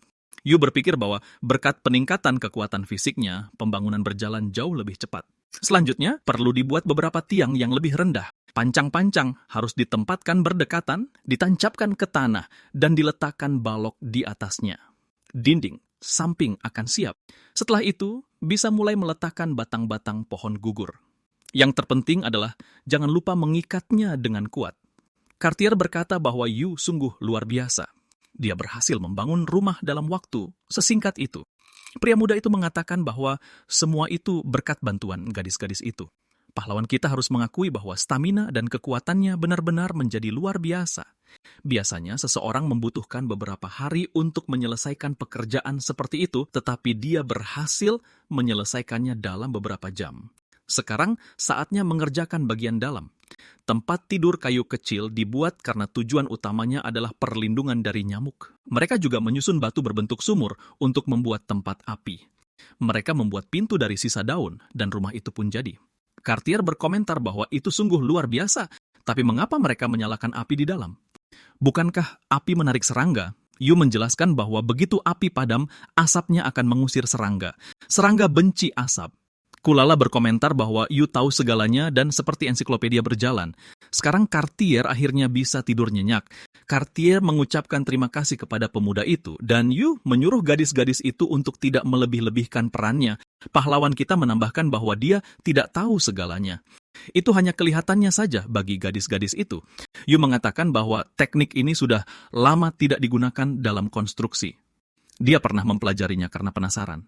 Cartier mengatakan bahwa pengetahuannya sangat berguna bagi mereka. Pria muda itu menunjukkan bahwa tempat tidur kayu tidak terlalu nyaman, jadi mereka perlu mengumpulkan rumput atau bulu halus. Pria itu menambahkan bahwa mereka bisa melakukannya besok. Sekarang sudah larut. Saatnya membuat makan malam. Mereka masih punya sisa daun, dan mereka bisa menggunakannya hari ini. Sampai saat itu pahlawan kita tidak menyadari bahwa dia telah berada di dunia ini selama 2 minggu. Selama itu dia berusaha untuk bertahan hidup. Cartier mengatakan bahwa jalan di sini sangat sulit dan mereka harus berhati-hati karena bebatuan mungkin tidak stabil. Gadis itu melihat seekor kura-kura besi di depan jalan mereka. Dia tidak menyangka akan menemuinya di sini. Itu adalah binatang yang sangat kuat dengan refleks yang sangat baik dan duri yang tajam. Mereka harus berhati-hati agar tidak terluka. Yu berterima kasih kepada temannya atas peringatan itu. Bisakah kura-kura dengan refleks secepat itu benar-benar ada? Gadis itu berteriak agar Yu berhati-hati dan waspada. Kura-kura itu mendekat. Pria muda itu menjawab bahwa tidak perlu khawatir. Dia sudah siap untuk ini. Pahlawan kita bertindak cepat dan menangkap kura-kura itu dengan memegang duri yang menonjol dari cangkangnya. Pria muda itu memperingatkan kura-kura itu untuk tidak bergerak karena bisa berbahaya. Cartier berlari mendekat dan bertanya apakah dia baik-baik saja. Yu menjawab bahwa dia tidak terluka. Jika dia bisa menangani tanduk rusa, duri-duri ini bukan apa-apa baginya. Gadis itu pernah mendengar bahwa daging kura-kura ini sangat sulit dimakan karena baunya yang tidak sedap. Sang protagonis berpendapat bahwa mungkin tidak ada yang tahu cara mengolah kura-kura ini. Jika dimasak dengan benar, rasanya pasti akan sangat lezat. Bagaimanapun juga, dia perlu memeriksa apakah ada bahan yang cocok untuk makan malam ini. Jika daging kura-kura ini memiliki bau yang khas, dagingnya perlu diolah dengan saksama sebelum dimasak. Dagingnya terlihat sangat layak dimakan. Dagingnya perlu dipotong-potong, dibilas sampai bersih, lalu digarami secara merata dan dibiarkan dimarinasi. Dagingnya bisa ditutup dengan daun dan dibiarkan di bawah pemberat selama beberapa jam untuk menjauhkan serangga. Namun, bahkan ini tidak menjamin baunya akan hilang sepenuhnya. Pegunungan ini kaya akan berbagai makanan, tetapi tidak ada rempah-rempah di sini. Jadi, memasak memiliki batasan tertentu. Pria muda itu tidak memiliki bumbu yang cocok untuk saus yang sempurna, namun selalu ada jalan keluarnya. Sang protagonis memutuskan dia akan tetap membuat sausnya.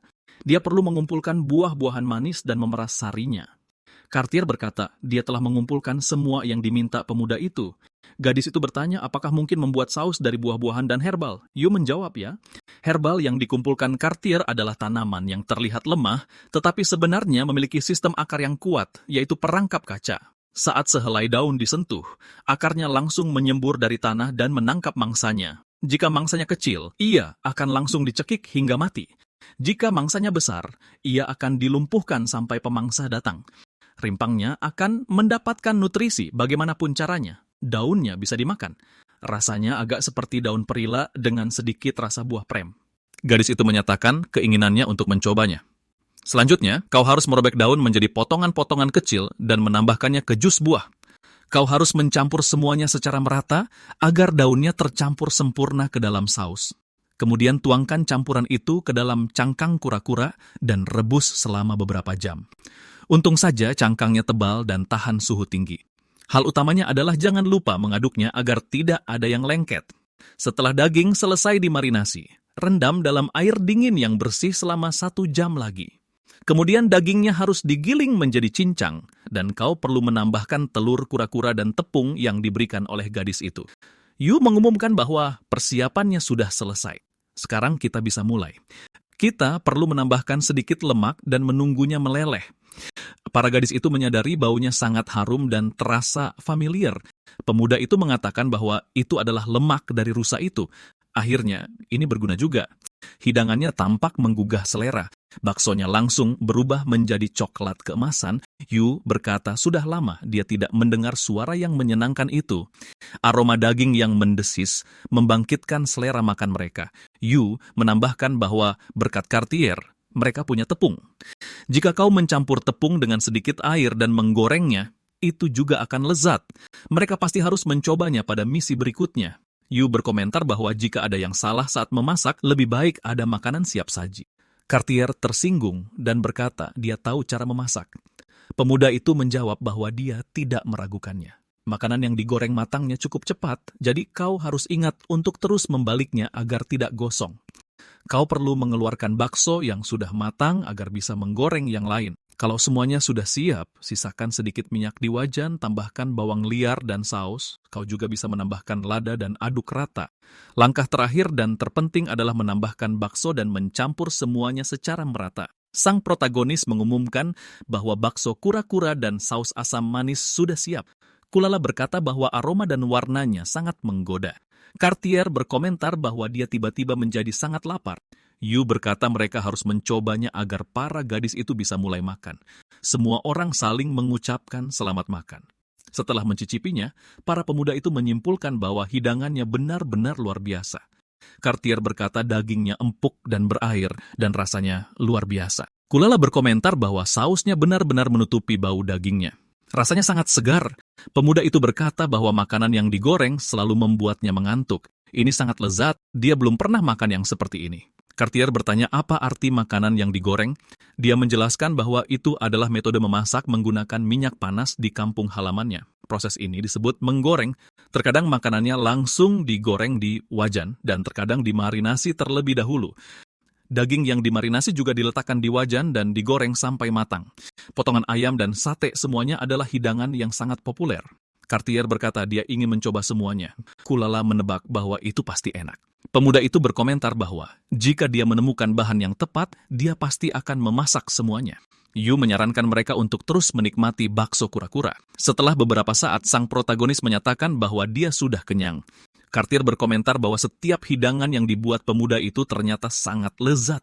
Gadis itu bertanya apakah dia akan mendapatkan kemampuan baru setelah memakan bakso ini. Yu menyadari bahwa setelah memakan hidangan ini, dia belum merasakan sesuatu yang istimewa. Pemuda itu menyadari bahwa sebagian besar waktunya, kemampuannya tidak aktif dan hanya muncul dalam situasi yang mengancam jiwa. Selain itu, tidak mungkin menebak kemampuan apa yang mungkin akan dia dapatkan. Yu menambahkan bahwa dia pikir akan mendapatkan kemampuan dengan memakan daging rusa, tapi itu tidak terjadi. Bagaimanapun juga, mereka harus terus mengamati. Kulala memperhatikan bahwa kura-kura itu menumbuhkan duri. Cartier menambahkan bahwa perangkap kaca juga memiliki sifat yang sangat berguna. Untuk beberapa alasan, sang protagonis membayangkan duri tumbuh dari punggungnya. Tidak ada duri yang muncul. Dia juga tidak bisa memecahkan apapun dengan kakinya. Dia perlu membayangkan bahwa kakinya mampu berakar. Lagi-lagi tidak terjadi apa-apa, namun tubuhnya mulai mengeluarkan suara-suara aneh. Mungkinkah ini masalah perut? Cartier menyarankan bahwa ini mungkin adalah kemampuan yang tidak dibutuhkan oleh pemuda itu. Itulah sebabnya kemampuan itu tidak muncul. Dia menyadari bahwa kemampuan untuk memasang perangkap akan sangat berguna. Mungkin bukan itu masalahnya. Kulala menyarankan bahwa mereka mungkin menggunakan kemampuan mereka dengan cara yang salah. Mungkin mereka harus mencoba menggabungkannya. Misalnya, seseorang harus melangkah di dekatnya dan kemudian duri akan muncul dari tanah. Dia menjawab bahwa tidak ada gunanya berspekulasi. Mereka hanya tahu seperti apa kelihatannya. Dengan pengetahuan itu saja mereka tidak bisa mengaktifkannya. Tanpa diduga, Yu berkata bahwa Kulala mungkin benar. Dia bahkan tidak berpikir itu mungkin. Cartier memperhatikan bahwa Kulala tiba-tiba tersipu malu. Gadis itu beralasan bahwa dia hanya sangat senang. Yu menambahkan bahwa mereka harus mencobanya. Pemuda itu memutuskan dia perlu merasakan energi di tubuhnya. Mensintesis kemampuan mirip dengan proses memasak. Di sana juga, dia memilih bahan-bahan dengan paling efektif. Yu memutuskan untuk memfokuskan energi pada ujung jarinya. Pemuda itu berhasil. Sebuah tanaman kecil tumbuh di hadapannya. Yu bertanya pada para gadis bagaimana dia harus menguji tanaman itu sekarang. Haruskah dia melempar batu ke arahnya? Cartier menyarankan untuk melempar mangkuk saja. Tiba-tiba, perangkapnya terpasang. Kecepatannya sangat mengesankan. Duri muncul di atas tanaman itu. Yu berkata, dia telah memperoleh kemampuan itu berkat Kulala. Gadis itu menolak dan menambahkan bahwa dia tidak ada hubungannya dengan itu. Kulala menyatakan bahwa itu hanya muncul di kepalanya secara kebetulan. Tiba-tiba, raungan keras terdengar. Para pemuda itu terkejut dan menjadi tegang. Kau bertanya-tanya apa arti suara itu? Mungkinkah itu benar-benar naga sungguhan? Seekor naga memang terbang di atas kepala. Bagi para anak muda itu, kemunculan naga tersebut benar-benar mengejutkan. Hal itu bisa terlihat di wajah mereka. Cartier adalah yang pertama memecah keheningan. Gadis itu berkata dia tidak menyangka seekor naga benar-benar tinggal di sini, jadi misinya tidak sia-sia. Yu berpikir bahwa hanya satu lirikan dari naga itu telah membuatnya sesak napas, tapi dia seharusnya tidak bereaksi seperti itu. Pemuda itu menarik napas dalam-dalam. Untung saja naga itu tidak menyadari keberadaan mereka. Kulala menyatakan bahwa dia tidak bisa tinggal di sini lebih lama lagi. Gadis itu mengatakan bahwa jika dia tetap di sini, semua orang akan mati. Yu berpikir bahwa Kulala benar. Naga pada dasarnya kejam dan sangat protektif terhadap wilayah mereka. Sebelumnya, hanya ada desas-desus, tapi sekarang pemuda itu telah melihat semuanya dengan mata kepalanya sendiri. Dia berasumsi bahwa naga itu sudah lama menganggap hutan ini sebagai wilayahnya. Cartier bertanya bagaimana perasaan Kulala sekarang dan bagaimana keadaan kakinya. Gadis itu menjawab bahwa dia tidak akan bisa sampai ke desa tanpa bantuan. Perjalanan akan memakan waktu beberapa hari. Kulala menyuruh teman-temannya untuk meninggalkannya di sana. Dengan begitu, mereka akan bisa bertahan hidup. Yu menunjukkan kemarahan atas kata-kata itu. Pemuda itu menduga bahwa Kulala benar-benar takut untuk membicarakan hal-hal seperti itu. Cartier memutuskan bahwa sekarang bukan waktunya untuk takut. Mereka perlu mengumpulkan kekuatan dan menenangkannya.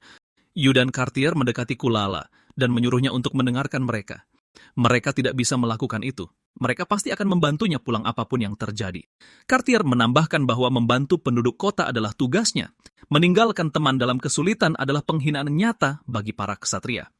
Yu mengatakan bahwa semakin sulit masa-masa itu, semakin mereka harus bersatu.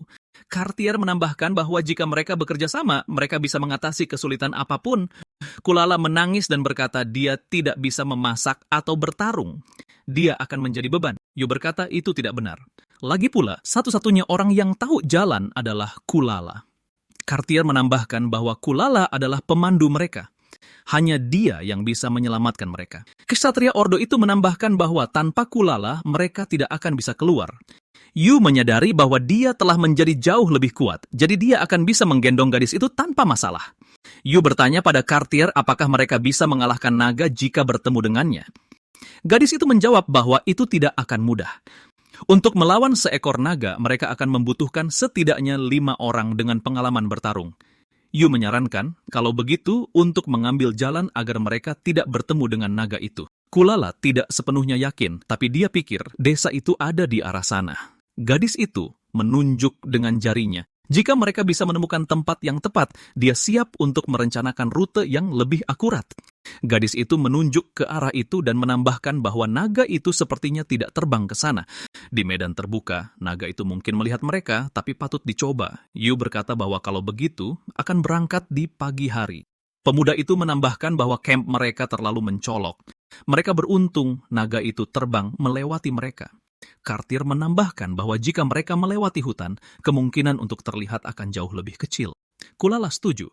Yu mengatakan bahwa ini tidak akan mudah, jadi para gadis harus mencoba untuk beristirahat dengan baik. Para gadis menjawab bahwa pemuda itu juga harus beristirahat. Mereka semua saling mengucapkan selamat malam dan mimpi indah. Di pagi hari, pemuda itu bangun. Dia tidak bisa tidur nyenyak.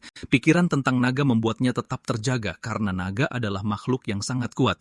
Yu mengintip keluar dari pondoknya dan mengucapkan selamat pagi kepada semua orang yang sudah bangun. Cartier berkata dia juga tidak bisa tidur. Dia mengalami mimpi buruk sepanjang malam yang terus membangunkannya. Gadis itu menambahkan bahwa, sayangnya, tidak ada yang bisa dilakukan tentang itu. Mereka harus berangkat dan mencari tempat yang aman. Yu mengungkapkan harapan bahwa semuanya akan baik-baik saja bagi mereka. Dia meminta Cartier untuk menemani Kulala sementara dia mengemasi barang-barang mereka untuk perjalanan. Cartier berjalan ke pondok dan memberitahu Kulala bahwa sudah waktunya untuk bangun. Pahlawan kita bukanlah orang yang sangat emosional, tapi dia sedih harus mengucapkan selamat tinggal pada kamp ini. Bagaimanapun ini adalah rumah pertamanya di dunia lain. Apa saja dari sini yang mungkin berguna di jalan, sang protagonis memutuskan dia perlu mengemas semuanya ke dalam ranselnya. Dia benar-benar harus membawa barang-barang dari dunianya sendiri, karena tidak ada yang setara di sini. Siapa sangka hal-hal sederhana seperti itu akan menjadi harta karun yang nyata? Dia benar-benar harus mengisi botol-botolnya dengan air. Dia tidak akan membawa kapak, keranjang, atau barang-barang lainnya, karena sepertinya tidak akan dibutuhkan. Cangkang kura-kura bisa digunakan sebagai perisai. Tapi akankah itu tahan terhadap api naga? Bagaimanapun, itu terlalu berat untuk dibawa-bawa. Pemuda itu hampir melupakan hal yang paling penting. Kulit rusa mungkin bisa menakuti hewan liar. Ini sedikit usang, tapi masih akan berguna. Udara menjadi sangat dingin di pegunungan pada malam hari. Jika dia tidak dapat menemukan tempat berlindung, kulit itu mungkin bisa membuatnya tetap hangat. Yu mencoba menempelkan kulit itu ke ranselnya menggunakan tanaman rambat. Sekarang yang tersisa hanyalah mengumpulkan beberapa daging kering. Pahlawan kita mengeluarkan tombak bermata dua yang terbuat dari tanduk rusa. Dia membuatnya sendiri, tapi belum pernah menggunakannya sebelumnya. Sang protagonis tidak tahu harus menyebut senjata ini apa, namun kelihatannya cukup kokoh. Para gadis berkumpul dan berkata mereka juga sudah siap. Yu memberitahu mereka bahwa dia telah mengemasi tas mereka. Sekarang mereka bisa berangkat. Kulala berkata dia sedih mengucapkan selamat tinggal pada rumah ini yang dia saksikan dibangun tepat di depan matanya. Cartier memperhatikan bahwa dia hampir tidak bisa merapikan tempat tidur karena sangat sedih. Pemuda itu mengerti bahwa para gadis merasa akan lebih baik kembali ke desa dan tidur di tempat tidur mereka yang biasa. Sekarang mereka perlu mencari tempat yang lebih tinggi untuk memetakan rute mereka dengan benar. Cartier menawarkan untuk menggendong Kulala sebentar. Yu menyatakan keyakinan bahwa mereka berada di jalan yang benar. Pemuda itu melihat ke belakang dan bertanya bagaimana perasaan Cartier. Gadis itu menjawab bahwa dia baik-baik saja. Kulala kembali merasa semua ini salahnya. Setelah beberapa saat, mereka tiba di tujuan. Pemandangannya menakjubkan. Mereka dikelilingi oleh keindahan, tetapi sayang sekali mereka tidak punya waktu untuk menikmatinya. Cartier menyuruh Kulala untuk berhati-hati saat turun. Gadis itu berterima kasih pada penyelamatnya. Yu bertanya, apakah Kulala sekarang bisa menemukan jalan ke desa? Kulala berkata dia butuh sedikit waktu untuk melihat-lihat. Gadis itu menunjuk ke suatu arah dan mengatakan bahwa jika mereka turun lewat sana, mereka akan sampai di desa. Yu memberitahu teman-temannya bahwa perjalanan mereka masih cukup jauh. Karena mereka telah menemukan jalannya, sekarang adalah waktu yang tepat untuk beristirahat dan makan. Para gadis itu mengatakan mereka setuju. Yu menyadari bahwa dia masih punya banyak daging kering.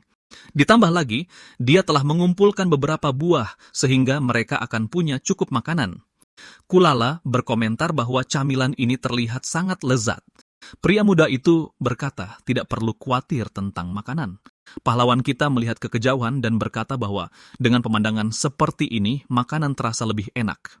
Sang protagonis penasaran tentang jenis pakaian apa yang dikenakan penduduk desa terbuat dari apa rumah mereka, bagaimana masyarakat mereka diatur, dan apakah cara hidup mereka berbeda dari yang biasa dia jalani. Pria muda itu penasaran tentang rempah-rempah apa yang dimiliki penduduk desa, apa yang mereka gunakan, dan negara mana di dunia ini yang dianggap sebagai ibu kota kuliner. Kulala tersenyum. Gadis itu berkata bahwa Yu sedang memikirkan makanan lagi.